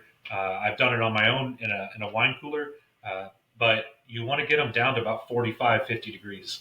And you want it to be dark. I think the light cycle is extremely important. Obviously, cutting them off of food. They need access to water. The whole time, I make sure they have water. Now, I may not keep the water bowl full in there the whole time, but every couple of weeks, you want to check them out and give them a little bit of water. A lot of times, they will still drink. They're still moving at 45, 50 degrees, which is wild. A lot of species don't do that. A lot of your hognose and your Great Plains rats and stuff, we get them down that cold, and they kind of just stop, right? They just kind of like sit in the corner and don't move. My Pitchiophis, a lot of them, I brumate at the same temps. I just got to cut you off there. Are you going from room temp down to 45 in a day, like overnight, or is there a gradual? So by that time, once I've shut off all my temps, I'm getting down to about 70. And then, so the way, if it's going into a cooler, usually, yes, it'll go from about high 60s into that kind of 50s is good. John ramps everything down every couple of days. So once you start that, Thanksgiving is your date to have everything at 45, 50 degrees. We're giving you about a week by lowering temperatures every day. If it's possible. It may not always be possible. I don't think when I first bred some of these animals that had to get real cold, I would shut off the heat, give them a month, make sure they've gotten all their poop out, make sure they're not defecating anymore, make sure they have clean water. And I was like, all right, well, they just go in the cool box now. I never had any problems. Now that I'm more mature into this, I'm like, that really sounds like a variable for failure, It's a right? huge shock to the animal. I Yeah, can't believe they don't get sick from it. Like when you talk yeah, about Yeah, pythons, it's like a 2 month process of going down. yeah. The instant is just crazy. Shows And how you know, resilient they are. but in the wild, they do sometimes like right when you think about nature though. Sometimes it does go from oh look it's 25 degrees today, and the next day boom it's down to 10 or yeah. 9 degrees Celsius, right? So So like I Tex, know with some of my stuff, I'll generally take them out or like cool them down, give them like at proper temperature. I'll cut them off food, and then I will move. Then I'll cool them down a little bit in the room. Then I'll move them to like another room that's probably in like the like room temperature, so like mid to high 60s, and then I'll put them in the garage, which is anywhere from 55 to the 45. But then I have in the past either brought them out or just put them down in the brumation, like without like I wouldn't go straight 75 down to that, but yeah. definitely like the high 60s or low 70s. Like they don't seem to really mind You know as it's long as the food's out of their system. it's kind of funny though. The way it works in Texas is we don't. It doesn't get gradually cold here. We get a snap, and all of a sudden it drops 30 degrees, right? Like overnight. Actually, it could happen in minutes. It seems like it's probably hours, right? But I remember one Thanksgiving, we got a big cool front because that's what we're waiting for. We're waiting for these big cool fronts to come in, and it was 84 degrees. We were all wearing shorts, and that night it was in the 50s, right? There's been days where it was in the 40s in the morning, and then we're back at 75, 80 degrees. Of course, talking Fahrenheit, I don't know how Celsius works because I'm a dumb American. But yeah, they can take this huge hit on temps, right? You'll be in Alpine, Texas, it'll be 68 degrees, beautiful day, and then all of a sudden the cool front blows in, it's snowing, right? Uh, that's Texas is weird. We're getting really kind of in that odd temperate zone north of the equator where we don't have any of these consistencies. It's just boom, it just happens, and then it kind of just stays cold for a while. And uh, one thing, so back on getting them cold, we try to keep them down as long as possible. We will brumate them all the way until late February, early March. Um, Longer is better with Alterna, with all your Mexicana group. I could pull my Cali Kings or Pitch Ophis out in January and they'd probably breed, right? It's no problem. We have to artificially simulate this. I have a good friend in Alpine, and it'll be end of February, and he's like, "Yeah, man, it was 32 degrees this morning. I'm keeping my snakes down until he's got to wait until the temps come up. He's a little more lucky in the sense of he naturally has it cold, whereas we here, I mean, I don't know, dude. I wear shorts on Christmas. We don't get much cold in Corpus, but yeah. So we have this huge. This big brumation for them, and it's I think it's more pivotal for the males than it is the females for those males to uh, produce good sperm. Um, Can I just cut you when, off for just a second? yeah, Just for absolutely. brumation, are you keeping it cold day and night so Hmm. there's no change, there's no temperature? Yep. No, no Just to change, no clarify that. temperature, no light. Yeah. Yes, sir. Yeah. And just by Yep. curiosity, why do you think that long brumation helps for the Alterna? Why, I you don't think a month and a half of that cold temperature would be enough? No, Uh, I think it's just their natural instinct because they go into the mountain, right? They use the small cracks and crevices, and the thoughts are they'll go in hundreds of yards into the mountain. And I believe that once they hit that kind of stagnant state, there's humidity in that area, but there's not going to be any prey. There might be, I guess. I don't know. I bet an alternative would eat at 45 degrees. I bet it'd be okay too, which is kind of a funny thing about them. But they don't come out. You're not going to find an alterna in the western range probably until June, July, June. June is probably the right answer there. And then the eastern range, maybe in May, they'll start coming out. Uh, they just don't come out very often. Um, and so we try to simulate it as best we can. So these long tenured brumations seem to be the trick. I've known people that have put them down for short periods of time and get infertile clutches, or the females don't even breed. They just absolutely will not want to. Uh, so once you pull them up, there's that. that kind of old school thought. Well, you got to hammer them with food, hammer them with food, hammer them with food. I found that's not the right answer. Alterna usually will not breed until they've shed. The female's first shed. The male doesn't really care. Usually, if the male is in shed, I've never had a male in shed breed, but I wait till my female shed. Um, but I kind of put them on small meals for the first couple weeks. So bringing them up, I'm more concerned than when I'm putting them down to cool them. So when I'm bringing them up in temperature, that is a slow stage, right? So let's say we're at 45, 55. We're going to try to get that up to about 65, right? And over a week, we'll go to 65. Then the 65 to 70 temperature increase is probably another week and a half. And then then at that point, I'm turning the heat back on, and they still have about a 72 because my room will still be cooler at that point, 72 to 74 cool spot. Hot spot, I'll have it set back at 78. Clean water, of course, and then what you call it, small meals. I think small meals every 7 days is the right answer. I do love to have a good fatty meal like rat pups for the females. Males sometimes just straight up won't eat. I've had males refuse food until after they've bred multiple times. But if you had a healthy animal going down in brumation, I've never had a female lose a drop of weight in brumation. I've never weighed them before and after, but they look the exact same. And Michael, I know that if you've breeding these species and you're getting yours cold, do you see any like big weight drops on anything when they get cold like that? It just doesn't happen.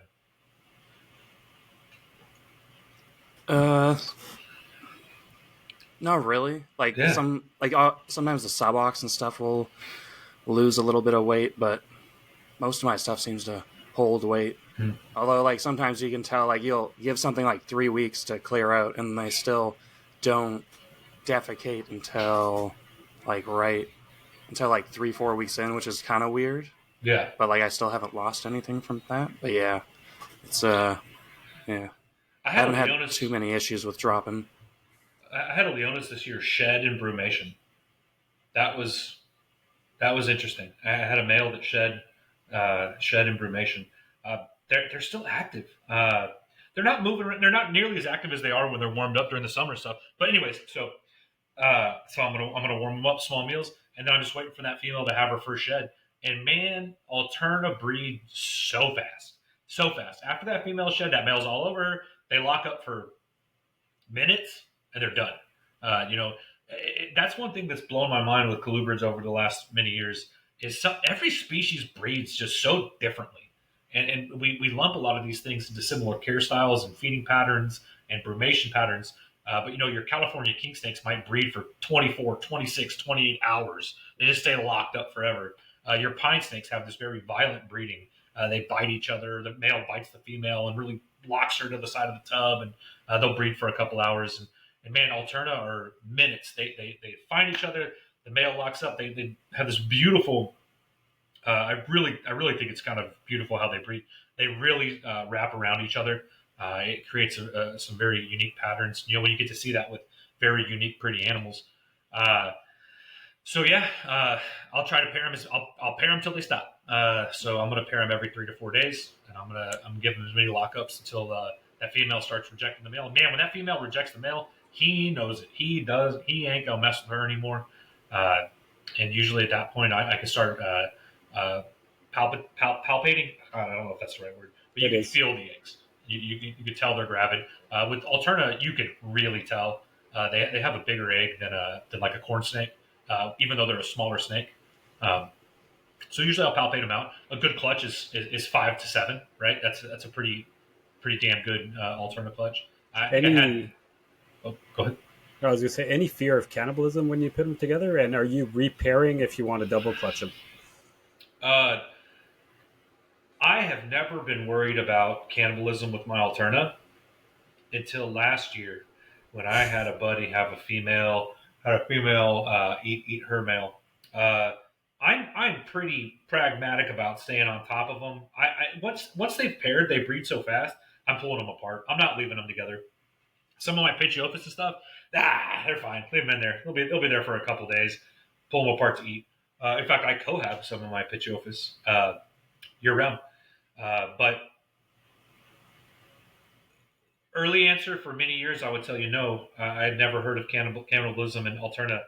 Now I have, and I'm very scared because some of these localities, man, I've got some Paisano Pass, West Alpine. I'm never going to find those again, right? And I got a 1.2. Uh, some of them are just really hard to get a hold of, especially if you have like F1s, and they are kind of unique. But yeah, so cannibalism is a kind of constant concern with king snakes. They're philophagous, I think is the right word. They will eat other snakes. And what was the second half of that question, Dominic? I'm sorry. Second half was for double clutching. Are you Uh, repairing or are you not at all? I with Alterna, I am not at all. Alterna are a species. I'm sure you could double clutch. I believe that the way to start a double clutch is with extremely heavy feeding after the female has laid, and then start pairing up again. I generally don't want to double clutch any of my Alterna.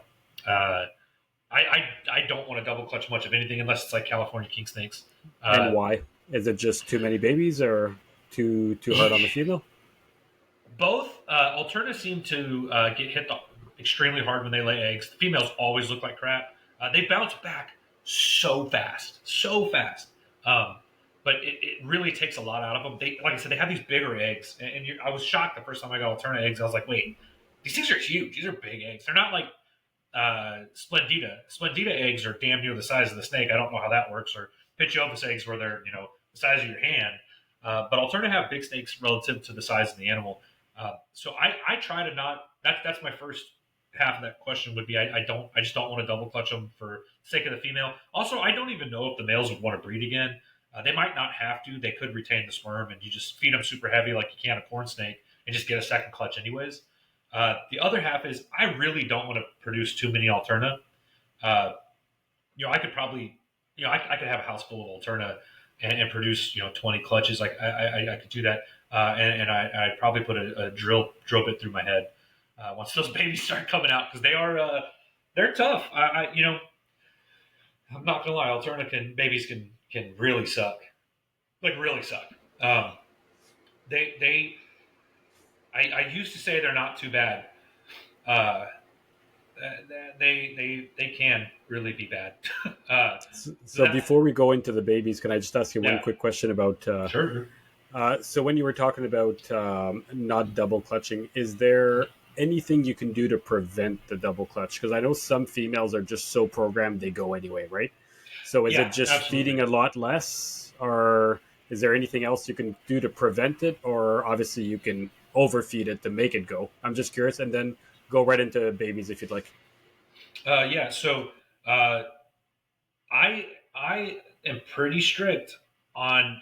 I really do believe that if your female lays eggs, regardless of what she looks like, if you have to just in your mind hammer them with food so they can get back into good shape, I think you're setting them up for failure that next year, right? I think you're creating the thought that what's the right term for it? You, I think it's more of your own mental game that you're getting into, thinking that man, I've really got to do everything I can to get this to the right size animal, or back to the right size, and they bounce back. By now, like even now, I've got maybe my last Alterna laid, my 277 laid a month ago, and she looked rough, dude. She looked like a tube of toothpaste. And if I went and grabbed that snake, you couldn't tell she laid eggs. And she's only eaten 4 meals, and they're small. I'll usually start them on a hopper or a rat pup, and then I'll the next feeding. Maybe at that point, I'm feeding every 7 days instead of every 10, because I do want to make sure I'm on it. I don't want her to miss a meal. Then by the third meal, I'm back on small mice. So that's the other thing about Alterna, and I probably should have said this earlier. I don't feed I don't care how big that Alterna is or how small that Alterna is. They all get small adult mice, right? And that seems to just be the right size prey. I don't think in the wild they're eating these big meals. Colubrids don't like big meals, anyways. Uh, and with the temps I'm keeping them at, I've noticed that a small adult mouse is just perfect. So yeah, it should be a slow progression. You should go. I like to give my female a couple days before I even feed her. Sometimes it's up to a week. Make sure she gets all that water back in her system. After that first week, you'll notice they've already started getting their structure back. And then within the next 2-3 feedings, they're usually damn near close to normal. By the end of the summer, my females look great, and I'm not pumping them full of food. By the time I'm in September, I'm feeding them every 10, 14 days. That last feeding in October, I might feed them once or twice. You just don't have to. You don't need to oversize these things. You don't need to. You're going to kill them. They're not going to live a long time. You're going to have these snakes that live for 8, 10 years, maybe 12 years. And I want my snakes to live 20, 25, 30 years. I want to set the record, right? I want to be the person with the Alterna that lived the longest. I went out of my way to cherry pick babies and raise them up and get special, unique lineages going and localities going. And I want them to live forever. I want to pass these things on to my grandkids. Babies. Do you know what the longest? Do you know what the longest lived Alterna is, or does anybody know? I don't know. I know John had a male Christmas Mountains that was over 20 years old that was still breeding. So they'll keep going. We set these life terms on these snakes, and we tell people, oh, it'll live for 15 years. Maybe. I think it's a lot longer than that. I think if you space out their feedings, you don't overdo it. I think it's the same thing with pythons. I'm real good friends with Billy Hunt, Uwabami Reptiles, and Dominic. I'm sure you know who he is. You might even know him. And I talked to him about pythons once. He was like, "Yeah, you could breed these things in a couple years, but that's not the right way to do it. You get way better clutches, way healthier animals, way longer lived animals." When you space out their feedings, when they're an adult, when you're feeding them once a month, right? And again, they lay those eggs. And I believe with pythons, Dominic, you're gonna know the answer to this. Those females might not eat for a long time. What if you're doing maternal incubation, right? Like in the wild, they're not eating, right? Those snakes aren't going out and hunting and then going back to their eggs. They're staying on the eggs, and that could be what 60, 70 days. I'm guessing for gestation on an egg. I'm not sure, give or take. Yeah. But I like to think about what they're doing in the wild. This is also, I got to go back on this. These are subjective thoughts by somebody that does math for a living, not somebody who has any educational background in biology. I like your thought though. Like I want to go back to something you talked about. Like you talked earlier in the episode about how to measure how well your animals are doing, right? And I'm a big believer that yes, breeding is an aspect of it, and if you can breed your animals, it's doing everything. But I can also pump an animal, get it to adult size in 2-3 years, breed it 3-4 times, and it dies at 7 or 8, right? Yeah. And that's something that a lot of people do, and to me that's not good care. That's not something. To me, another test to see how well you care for your animals is your animal living to those the longevity. So with a lot of reptiles, especially pythons, but it seems to be somewhat similar for what you're talking about, Alterna, is less feedings, longer feedings apart, long amount of times without feeding, like brumation and all that, because some people will not brumate their animals at all, right? Or some people's, for pythons, will not cool them off and stop feeding them. I don't feed my animals for 5 or 6 months of the year. Every single thing. My entire room stops feeding, even babies. And you know what? I truly believe that if you do that, your animal will live a lot longer. It's all part of their natural habitat, right? Which it seems to be the same thing. To me, if you do that, your animals will get to the age of 20, 30, even more. And pythons seem to live considerably longer than colubrids. Anyway, from what you're saying, you talk about not knowing much. I know nothing about colubrids, so this is completely out of my realm. But it, like a python that is kept on a very slow schedule and not overfed and just, doesn't feed during winter and all that, you hear of them 30, 40. You've heard of ball pythons into their 60s. So I don't know. And they'll still breed, which is the crazy thing that people don't take into account. I've heard of people breeding ball pythons and carpet pythons at like 2 years old, right? I remember there used to be this video on YouTube, and Dominic, you might remember it. It was some Australian guys that were talking about power feeding. They didn't call it power feeding; they called it something else for carpet pythons. They're like, every 3 days we're going to give them this size prey, and then at this day we're going to give them this size prey. And man, it made its rounds, and everyone's like, "Oh, dude, I sat down with my daughter today. This would be a little side note, and we were talking about the value of animals. And me and her were having a little lunch, and we wrote down the math. She's really interested in math. She's got my brain, and her mom's brain too. But we sat down. I was like, okay, so let's say I bought a pair of $500 snakes, and it takes me 4 years to breed them. How much does every food item cost? Let's say I'm feeding them once a week. That's just the easiest way to do math. But let's say it's 50 prey items a year, and they're $1 a piece. And that's 2 snakes. So I'm spending $100 a year on food. I'm doing that for 4 years. That's $400, right? This is easy math. I've almost paid the entire amount of what those snakes cost just in food. So I'm doubling the cost of the snakes. Assume that's food, housing, bedding. It costs exactly what the snakes cost to just maintain them for the 4 years before I breed them. But what do you value your own time? Now that you're trying to feed them on a slower schedule, my time is, we figured it out to 6 minutes a week for 2 animals. And that is that's 3 minutes a snake for maintenance, cleaning, per week. With its, water probably takes 30 seconds. Spot cleaning probably takes a minute and a half. We really broke it down. But some days you're going to have to do deep cleans. And let's say that deep clean takes 30 minutes, right? So we compiled it all out, and I said, okay, what's your time worth? Let's say the average person, America has a very low minimum wage, but we don't need to talk about that right now. Well, let's say we say we make $30 an hour, right? That's enough to be able to afford a house, probably, if you're extremely lucky and you live somewhere outside of California or New York.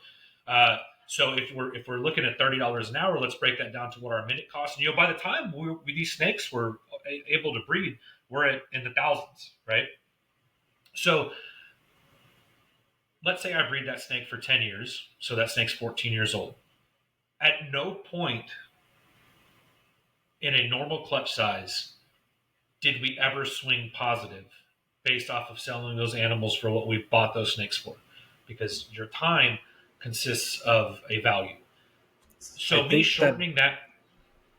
I think that depends on the initial cost of the animals, because whether your animal is $50 or $20,000, the cost is identical. So when you start with an animal with a very high value, I think your numbers are skewed. But with lower end animals, no, you'll never see the positive net. Yeah, and so because she really likes her hognose and her leopard geckos, and so what we did, and that's such a great point, and I'm glad you said that. We took the absolute cheapest animal that she has in her collection, and the most expensive animal she has in her collection, and we found the median, right? So a $250 colubrid is actually on the higher end side of colubrids, right? You might have some stuff in the $600 to $1,000 range. There's obviously way more expensive stuff, but your average colubrid, let's say it's a corn snake, $100, $120, right? So you can sway this back and forth. Now, and so she talked about, and the reason this whole conversation came up is not just to be a rant, but actually it's a derivative to your question. If I shorten that 4 years to 2 years, it doesn't change my end result, right? If it's a and at some point, right, this number sways based on the value of the animal, the cost of the animal, but you also have to, at that point, you got to stop and go, okay, well, let's look at the risk to the reward. So now this gets into this conversation of economics of making these risky decisions to buy $1,000, $2,000, $5,000 animals. And you say, oh, well, this makes so much more sense. I can make so much more money. Well, if that animal dies, then all of your profit becomes in net negative, right? Like all of your investment, your equity in this project. So I've never seen the value of pushing an animal to get it to breed faster. But if you create longevity, at some point you may start going back positive. I'm not in this for money. I could never be in this for money. I'm over here breeding rat snakes and stuff. I'm making Okatee corn snakes that are going to be $50. But that's my side of the hobby, and that story is different for every individual. But it's a good point to look at. If you're pushing everything you have to be the world's first, I understand that maybe that's the prerogative of that group of people. I'm not going to be. I will be the world's first for some things. I have gotten close to world's first animals. It will not change my daily life at all. It will not make me a famous person. I will not have 1 million views on YouTube.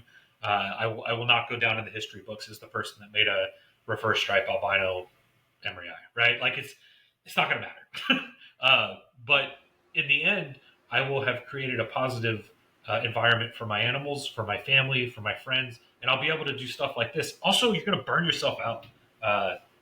People don't think about that. When you're having to do something, you're having to create a complexity on a daily basis. to try to do something that you could also just be let down, right? What if that female becomes egg bound? What if that female produces slugs? Just what if she's infertile, right? What if she's just it just ain't it, right? What if you just did something wrong? Uh, what if she regurges, right? What if you got one of these desert? What if you got a suboc, right?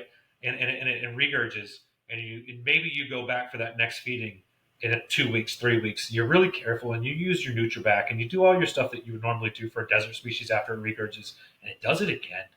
This isn't crypto. This isn't anything. It's just that snake ain't gonna make it. You've got a couple weeks left, right? And people don't think about those complexities. They don't.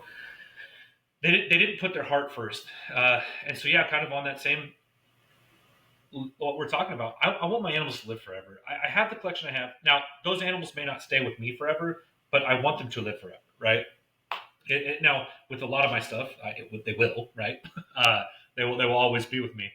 But anyways, I ramble. I go on rants. But babies. Okay, so now we've talked about incubation. We've talked about breeding. We've talked about care. We know what we're doing. Man, the first thing I would tell anybody that just hatched a clutch of Alterna is you are about to have a personal conflict with patience. Yeah, you need to be chill. I don't start trying to feed Alterna till 2-3 weeks after they've shed, because brother, let me tell you, them snakes will still be here next year. You can a baby Alterna that has not eaten, that is kept at a cooler temperature. I try to hit 76 to 78 for my babies. Will go into brumation and come out, and if it's been kept the right way and has water, will still be good to try feeding next year. And that's something that people don't realize. That's one of the reasons we try to push our brumation a little longer. I want snake. My Alterna aren't going to be hatching till end of August, right? Maybe September, and we're a couple months away from brumation. So what do you do when your Alterna hatch? One of the number one things I would say not to ever do, and this is me personally, I never tail a snake. I never force feed anything, ever. Well, that's not true. But with Alterna babies, I don't want their first meal to be force feeding, especially with mouse tails. There's such a small amount of nutrients in those mouse tails, and you need to be feeding them mouse tails every 3 to 5 days after that, right? Once they start getting that metabolism rolling, and just because you fed an Alterna mouse tails for 2 months does not mean that it's going to start eating. That is not how these snakes work. They're not programmed that way. If I produce 20 Alterna, every year I'm going to get one that's going to eat a frozen thawed mouse right off the rip. It's just going to happen, right? I'm going to have one or two. Some of them just eat, right, and they're good to go. And then you have, we call it the list, right? The list of things you're going to try, and I try to not mess with these animals too much. So when I set up my babies, I use those pencil tubs, and I fill them pretty high with aspen. I have a water bowl in the front. I don't give them too much water. They don't really drink that much. And then I take napkins. I like to use those brown paper napkins. I don't know. Again, biodegradable stuff.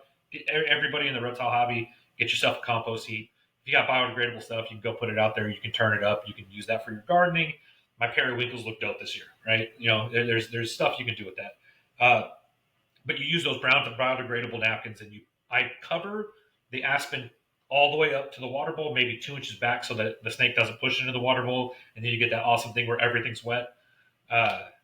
So I start there. I usually try to always put the prey item in the same place, and I try to do like 5 to 7 days in between feeding trials. These snakes are terrified of you, man. They just don't want to be seen. They don't want to see the light. I try to feed right when my room starts getting dark. Our times may be different. About 8 o'clock, things start getting dark here. And so you start frozen thawed, and then you go boiled, and then you go brained, and then you go start with your scents. I have a lot of animals for scenting. I also use Reptilinks, I think, is the company that makes different scents. They have a toad, a lizard, a gecko. I've used those. And I can't sit here and say, oh, this clutch did better with this, or this clutch did better with that. Every single animal seems to be unique on what it wants to get started on. But I've never had an animal that ate scented 2, 3, 4 times and then didn't swap over to frozen thawed, just frozen thawed pinks. I have never had success this is me personally, and I haven't had hundreds of Alterna clutches. I've never had success with live pinks with Alterna. I don't know why. Every single one of them ends up eating a frozen thawed version of it. But I have spiny Texas spiny lizards from West Texas. I have Coleonyx brevis, which is the banded gecko from West Texas. I have brown ground skinks. I have the hemidactylus. I don't know the little Mediterranean geckos that you find outside. I have those, and I have them all frozen. What I have found works best for me. Some people blend them all together, and that works, and that's the way to do it. Some people just stick all the lizards in one blender and do it. I make tinctures, so I'll take the lizard and I'll put it in like either a boiling water or a very warm water, and I'll kind of muddle it a little bit. And this is gross, right? This is nasty. For the longest time, I was using brevis, and I was breeding them. And so what I would do is I would take their tails. I'd pop their tails off, and I would make tinctures out of their tails. And I use those little 1.5 ounce deli cups, and I make my little tinctures out of that. And what I found is that after you've muddled them a little bit and you freeze them, and you've thawed them out a couple of times, they start to excuse me, they start to dissolve into the water. It sounds disgusting, but you kind of get that, like, it becomes an opaque, milky kind of water. And I've been using that for scenting for years, and it lasts forever, right? So I'll get my pinks, I'll thaw them out, I'll wash them. We usually use Dawn Blue dish soap. You wash them really well, and then you rinse them until you get them no soap on them, right? You don't want them to smell like soap. Fun fact: sometimes they will eat the ones that smell like soap. Also, sometimes you just rub dirt on the pinky and they'll eat it. But yeah, usually I'll make a list of what each animal does decide to eat, and sometimes I've got some that just don't eat, and they're so stupid. And then you brumate them, and they come out and they take the first frozen thawed pinky you offer them. How long did they last without feeding? Just by curiosity. Go ahead. No, I was just going to say, I've the only species that I've had that gives me the amount of trouble you're describing are pygmy pythons, and they can only go so long until you have to force feed them. And they seem as horrible as what you're describing, but I don't have the option of brumating. So I'm curious, how long would they last? Let's say they come back from brumation, they're still not eating. You've probably got until that summer with a lot of them. Some babies just aren't going to make it anyway. Some of them don't make it to brumation. By the time brumation hits, I'm usually at 75, 80, 90%. Some years. I've had years where I'm at 100% feeding. I'd say there's probably let's on average 15% that don't eat. Those 15% go into brumation. I'd say 95% make it out of brumation. There's always one that maybe doesn't, and then you've probably got a couple months after that. Some of them don't eat. Some of them don't eat. They just don't. Some of them want a live lizard from West Texas that you don't have. You just don't have it. I have heard success stories of people pumping them with turkey baby food. I've heard success stories of people tailing them for years. I've heard of people. I know a guy that pumped baby Alterna with turkey food. That's what he started them all on for almost their first year. And every week he was giving them baby food out with a syringe. That is possible. You may also be creating a situation where you're going to sell those snakes to somebody and they're going to breed them and their babies are going to suck too. And it's just going to get worse and worse and worse. I have heard with the Antarisa that you absolutely have to start force feeding them because they can't, their metabolism window was really short, right? It's very short. That's why I was asking, because if I chose to not go down the force feeding route, within about 2 months, they're basically all dead. I wonder. So it's go. Would they eat Heteronotia, the Australian prickly geckos? That those things come out and they're maybe the size of a dime, right? There is a bunch of people breeding them in Canada. Like Northern Gecko breeds a bunch of them. You probably could get a hold of some at maybe wholesale, possibly. There's a lot of some people do the day geckos because I think they're what's that word when they breed on their own there? Parthogenic. There you go. They're the morning parthenogenesis, right? So I know there's a couple of different options and people do that. Now the big question is, in your case, for that 15% that doesn't eat, then let's say you've got, I don't know, after you get them, most of them going, are you eventually force feeding those, or to you, they if they don't make it, they don't make it? This way, you're not propagating No, that yeah, problem animal into the future. Is it's that not your making your it, man. mentality? Yeah, and it's pretty tough. Uh, I get I, it, but I've been right there on it. You know what I mean?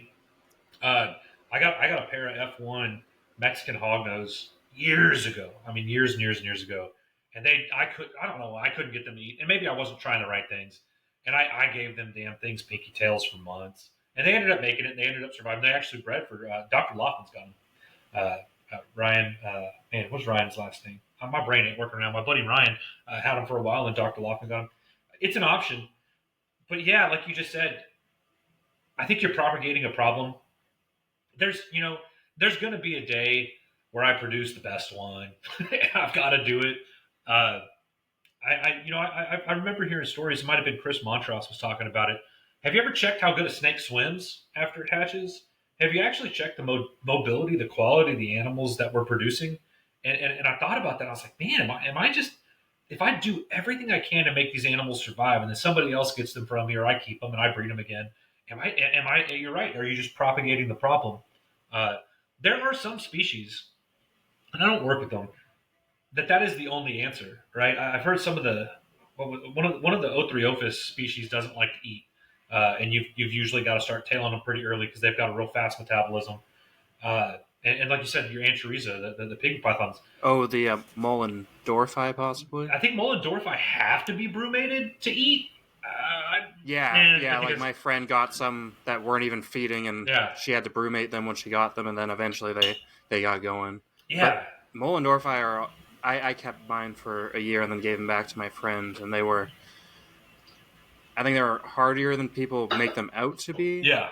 But they're definitely, like, each animal has their own kind of, like, personality, and, like, they might only eat once every 2 weeks, even though you offer once a week, and the other one will eat everything you feed it except when it's in shed, and Yeah. has its own quirks to it. But yeah, and man, but as far as North American Lampropeltis in the Mexicana group go, I guess there's only one. No, North America's whatever, but like your Leonis and stuff like that, they can go a long time. Mex can go. So it's Lampropeltis mexicana, the San Luis Potosi king snake. Dude, they can go forever. They can go forever as babies without eating because they come out as little tanks. They look like pythons. So yeah, it just depends. That's a really hard question to answer though, because no, I won't tail them. Some of them just aren't going to make it, and I don't love that answer. I don't even like saying it.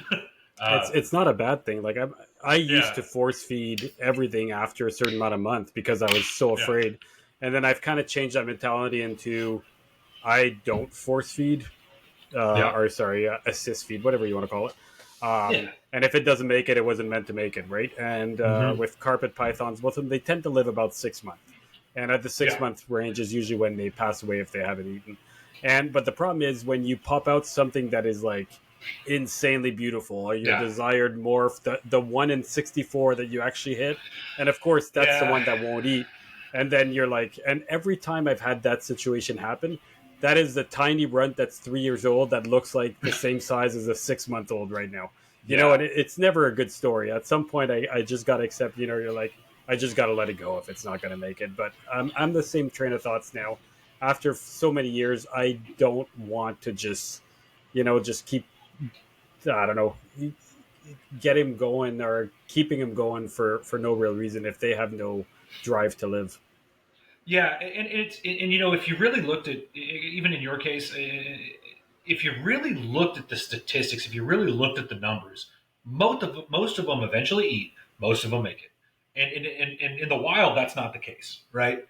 Most of our snakes hatch, right? Most of our females have good clutches, and in the wild that's just not how it works. Um, Most of those females survive laying eggs. Most of those females survive after those babies hatch. That's not the case in the wild. So we're forcing so many different parameters that it's you got to kind of take that step back and say, okay, well, not everything was destined for that 30-year mark, right? And that's why they have these big clutches. Even animals that have small clutches, and Alterna do have smaller clutches. It's just part.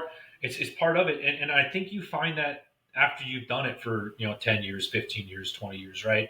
And you stop and you stop and go, okay, well, I think we need to be realistic about this. And people don't want to talk about it because it sucks, right? Like you have a lot of these new breeders or new people in the hobby. They're like, well, you're the one that made that snake breed. You're the one that made that baby hatch, right? You did everything. So now it's on your shoulders to make that baby survives. Well, I'm also going to sell that baby, and I can't make somebody else take care of it. I can't make somebody else listen to me. I can't make it eat when it gets to your house. Michael, if I send you an Alterna, I can't guarantee that it's going to eat when it travels, 3,000 miles. And so there's so many little things in this hobby. Maybe not even little things. They're big subjects. People just don't want to talk about. They don't want to see the realism of it. You're going to have females that don't breed. You're going to have females that die. The best way to kill a female snake is to breed it, right? It's the easiest way to do it. If you got a healthy female that you raise from a baby, you want to kill it, pair it up, right? And look, think about that every time you're pairing your snakes. And because we've all done it. I've had females die egg bound. I've had females die after they laid eggs. I've had females that I had a pair. So I cohab some species, some animals. And I had a pair of corn snakes. These stupid corn snakes. Beautiful. These are from North Carolina, Cleveland foothills corn snakes from Kris Painschab. They were cohabbed from babies, and I raised them up, and they didn't breed. I put them down into brumation this year, and John started warming them up, and I cohab a lot of animals in brumation. All of my Pituophis brumate together, right? Like in pairs, right? And I've noticed that I've had the highest level of success with that. And that's something some older gentleman told me to try. And so a lot of my corn snakes I'll cohab when I brumate them. And John is warming them up, and he calls me when he's getting ready to bring the snakes over. He's like, Kris, one of your corn snakes is dead. I don't know what happened. And he's like, I'm on the way. He's like, I just noticed it. He's like, it must have just happened. The male had killed the female and started eating her. Corn snake. What? Oh yeah, I think I've seen corns like the rare time you see like the odd picture. Oh no, there was a post on Facebook I think a week ago. Yeah. And it was a baby. It was like a juvenile corn snake eating a neonate king cobra. What? Because it was a feeder snake for the king cobra. That's so and wild. it was eating the king cobra baby. That was hilarious. These oddities happen. Is there an advantage though to cohabbing when you're brumating? Like obviously it takes less cages, I guess, or things like that, less room. But I'm trying to think like, would you cohab your Alterna while brumating? To me, that's just a risk for no reason. Yeah, and no. So any of my Lampropeltis I don't cohab when I brumate, but I've for 8-10 years I've cohabbed corn snakes and Pituophis when I brumated them. And lots of clutches, and I had one thing happen, right? And it's just weird. We anthropomorphize these things. I did it earlier. They're not smart, right? They're food driven snakes, man. They're and now I'm going to change the way I do things now because of that. But 20 something years in, I'm still learning. A lot of people cohab Pituophis when they brumate them. I've heard of people doing it with Florida kingsnakes too. That just sounds like a recipe for disaster. But yeah, a lot of people with the Pituophis cohab and brumation. So yeah, it's something I've always done, and now I'm with at least my corn snakes. I won't. Pituophis, I'm going to still cohab them in brumation, and I put them in these huge tubs. When we got to fill up an SUV to take them over to John's house. But I don't know the size of them, but they're probably 3 foot by 2 foot or 4 foot by 2 foot and deep. And I put lots of aspen in there. But then again, some of these Pituophis are just monsters. So that's a thing. No, I would not brumate Alterna together. Don't do that. I think. Well, I think we should maybe save Pituophis for another episode because obviously this is definitely an Alterna episode. If you're okay hanging out for a little bit longer, I think we can maybe hit one more question on how did your dark night line of Alterna start, and what are you kind of hoping to do with that? So And for the people That who doesn't know, can you explain what the Dark Knight is? yeah. The Dark Knight. So I had some animals that I got from Justin Smith, and this would be a while ago. That were 3 Mile West locality, and he sent me a wild caught male that his dad had. He had actually gotten from a guy. Andrew Corval is the guy that had caught this male, and he was the 3 Mile West locality. It's right outside of Sanderson. It's a big cut. It's about a quarter of a mile long. It feels like God, you could walk that cut forever. Seen a mountain lion on that cut. It's pretty scary. Uh, and it's this huge wooded cut, and it produces a bunch of really dark animals. Not all of them are dark, but there's some real dark ones. And man, when you say dingy, that's what we call them. We call them dingy Alterna. One of the snakes that I got from him, I had two F1 females that had been produced by this male that I got from him. She's dark, man. She's almost black on her gray areas, and she's just the coolest looking thing. All of her orange saddles, she's a Blair's face, are muddled with these black flecking, black tipping in her scales. It's real pretty, and I really like that phenotype. And so I bred them for a couple years, and I was man, I'm going to hold back the darkest ones. I want to make the darkest ones. And a buddy of ours, and I'm not going to say his name, had gone through a rough relationship and had bought some snakes from a gentleman named Stuart Tennyson.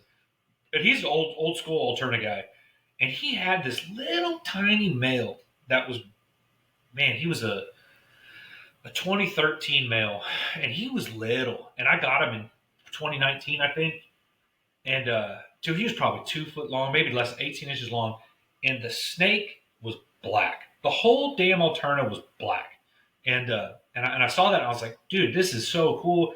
And I messaged him. I was like, that's the coolest Alterna I've ever seen. And he was like, yeah, it started out real light when I got it, but it got darker and darker and darker and darker. And it's like, okay. I was like, what's the locality? What's the information on it? He's all, that's an F1 3 Mile West. And I was like, oh, brother, ship it, right?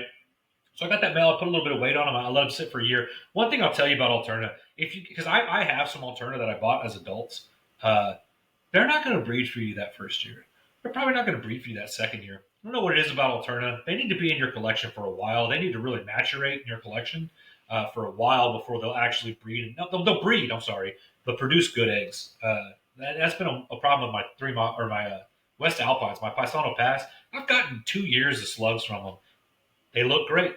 They're healthy. They eat. They brumate. They shed. They breed. I'm understanding of the fact that for some reason, when Alterna go to different collections, this is true with a lot of the Mexicana, you get slugs the first couple years. I'm not saying that is an always situation. I'm just saying it is a situation that does happen. So, anyways, I digress. So, I got this cool ass black male and this super dark female, so I pair them together. I don't know what's going to happen, but I instantly named him the Dark Knight because this is just he looks like he's got the iridophores of a fuscus, right? Of a Liasis fuscus, the water python. You put him out in the sun and you see all these beautiful rainbow colorations in his scales.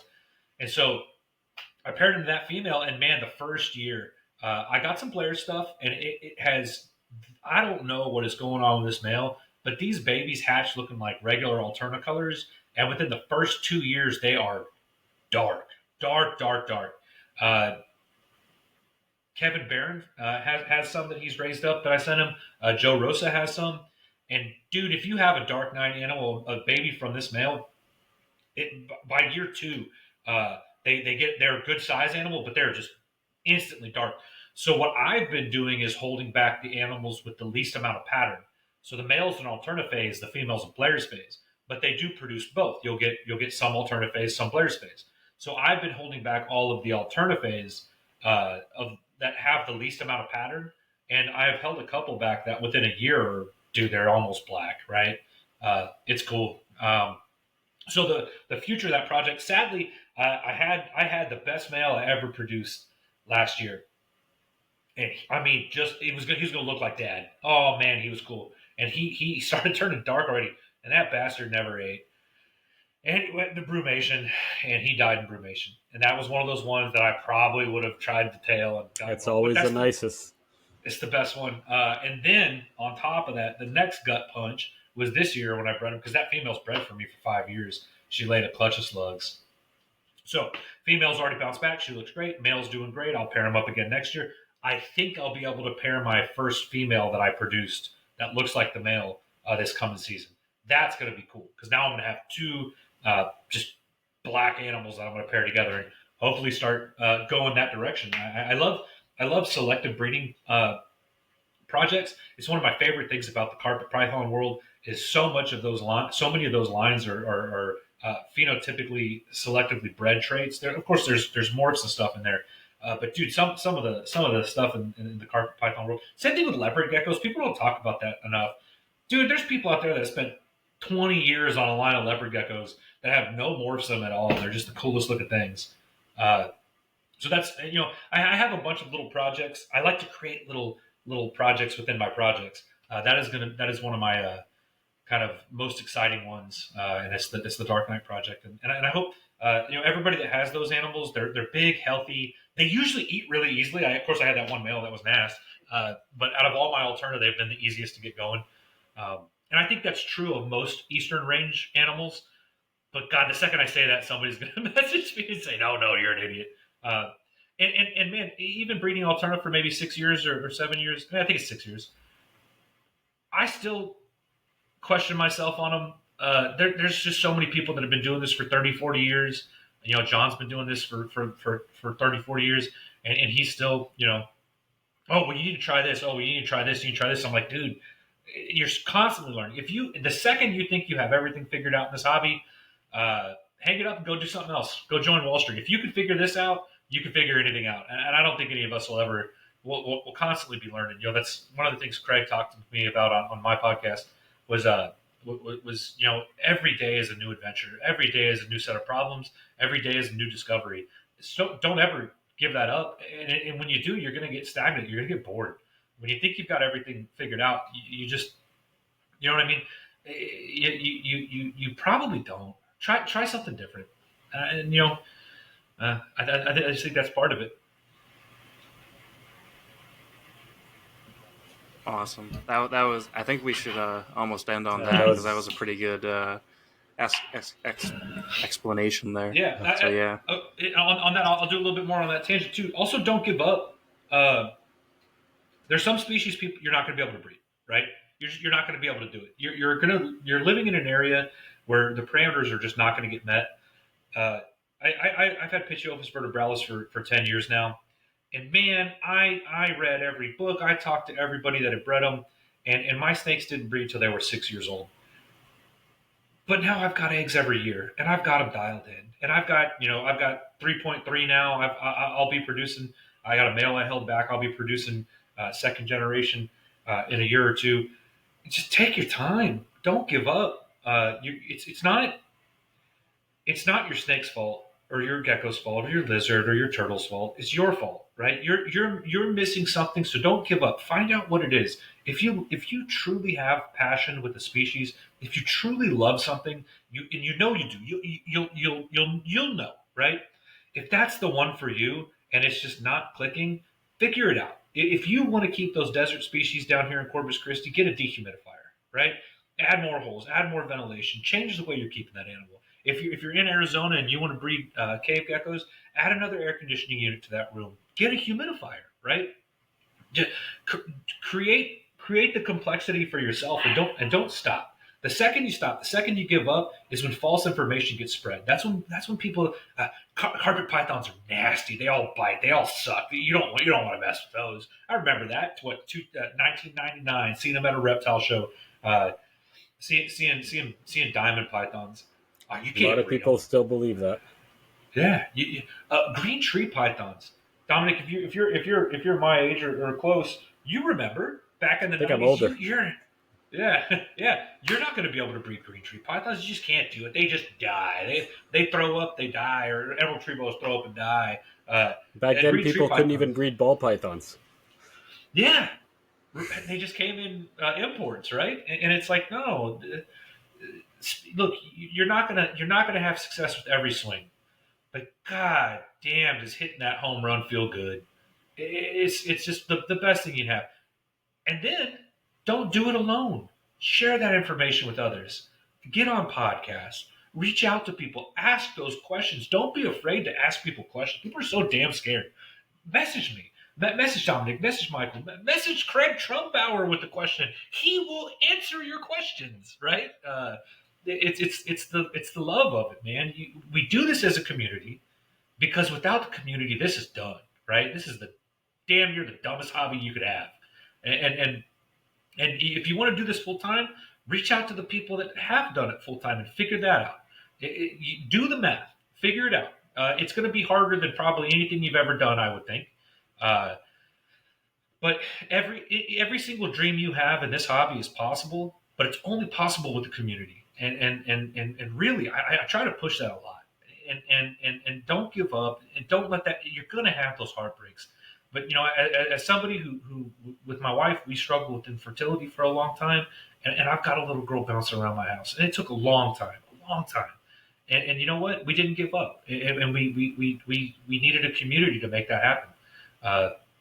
And there's also other avenues, right? There's books, there's literature, there's Reptiles magazine articles, there's kingsnake.com forums. There's these people were writing books on this stuff in the 60s and 70s. There's so much out there. So I don't know.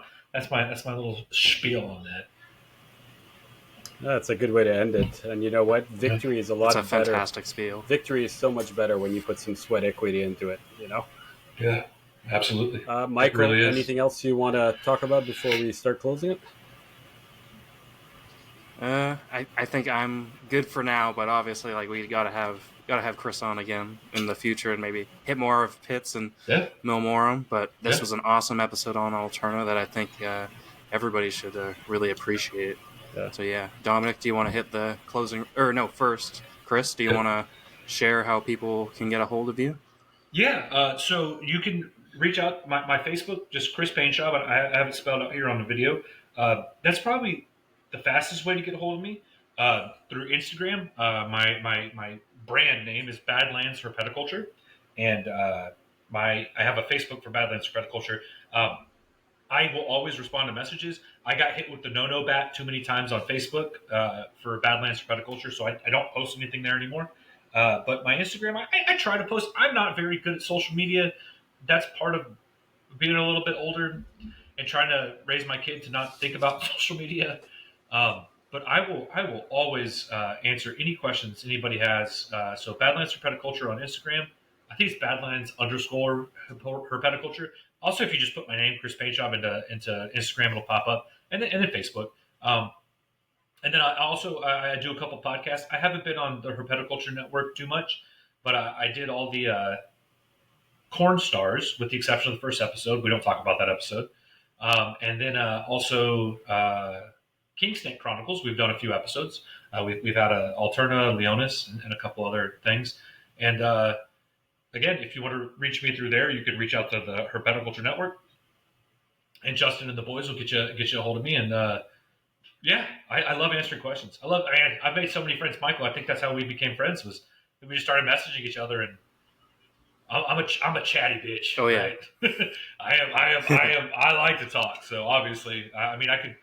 We're at 2 hours and 17 minutes. I could go another 2 or 3 hours. So, and that's what makes you a great podcast guest. And I'll come back on and we'll. Oh, go ahead. No, I was going to say we're definitely going to have you on. I just wanted to say a gigantic thank you. You're a wealth of knowledge. That was amazing. You've I'm entertained just by listening to you. So it was really great. Great information on Alterna, and a million thank you. Is there anything else you wanted to say before I close it out? Thank you guys. Keep it up. The first few episodes are always tough. Once you guys get in stride with things, you're going to do great things. So keep doing it. Well, thank you very much. I appreciate it. Thank you, Kris. And I apologize for episode 2's bad audio. As you can tell, I got a new mic, so we're hoping that it'll be better on this one. And again, everybody, I want to thank everybody for joining us. If you can, just a quick little spiel. If you can go on Spotify, Apple Music, if you want to go on YouTube, anything, a thumbs up or a follow would really help us, because I think we're at about 3 or 4 followers. Anything more would definitely help. Instagram, Reptile Rejects. You can reach Michael on Facebook under his name, Michael Gillian. You can reach me on Facebook under my name, Dominic Carbonneau, or you can reach me on Insta under Dom's Reptiles. Except for that, everybody, gigantic thank you for listening. And next week we should have a pretty good guest. If you watched it on YouTube, you'll probably know who it is because he jumped in for a few seconds accidentally. So again, everybody, thank you. Have a good night, and we'll chat later.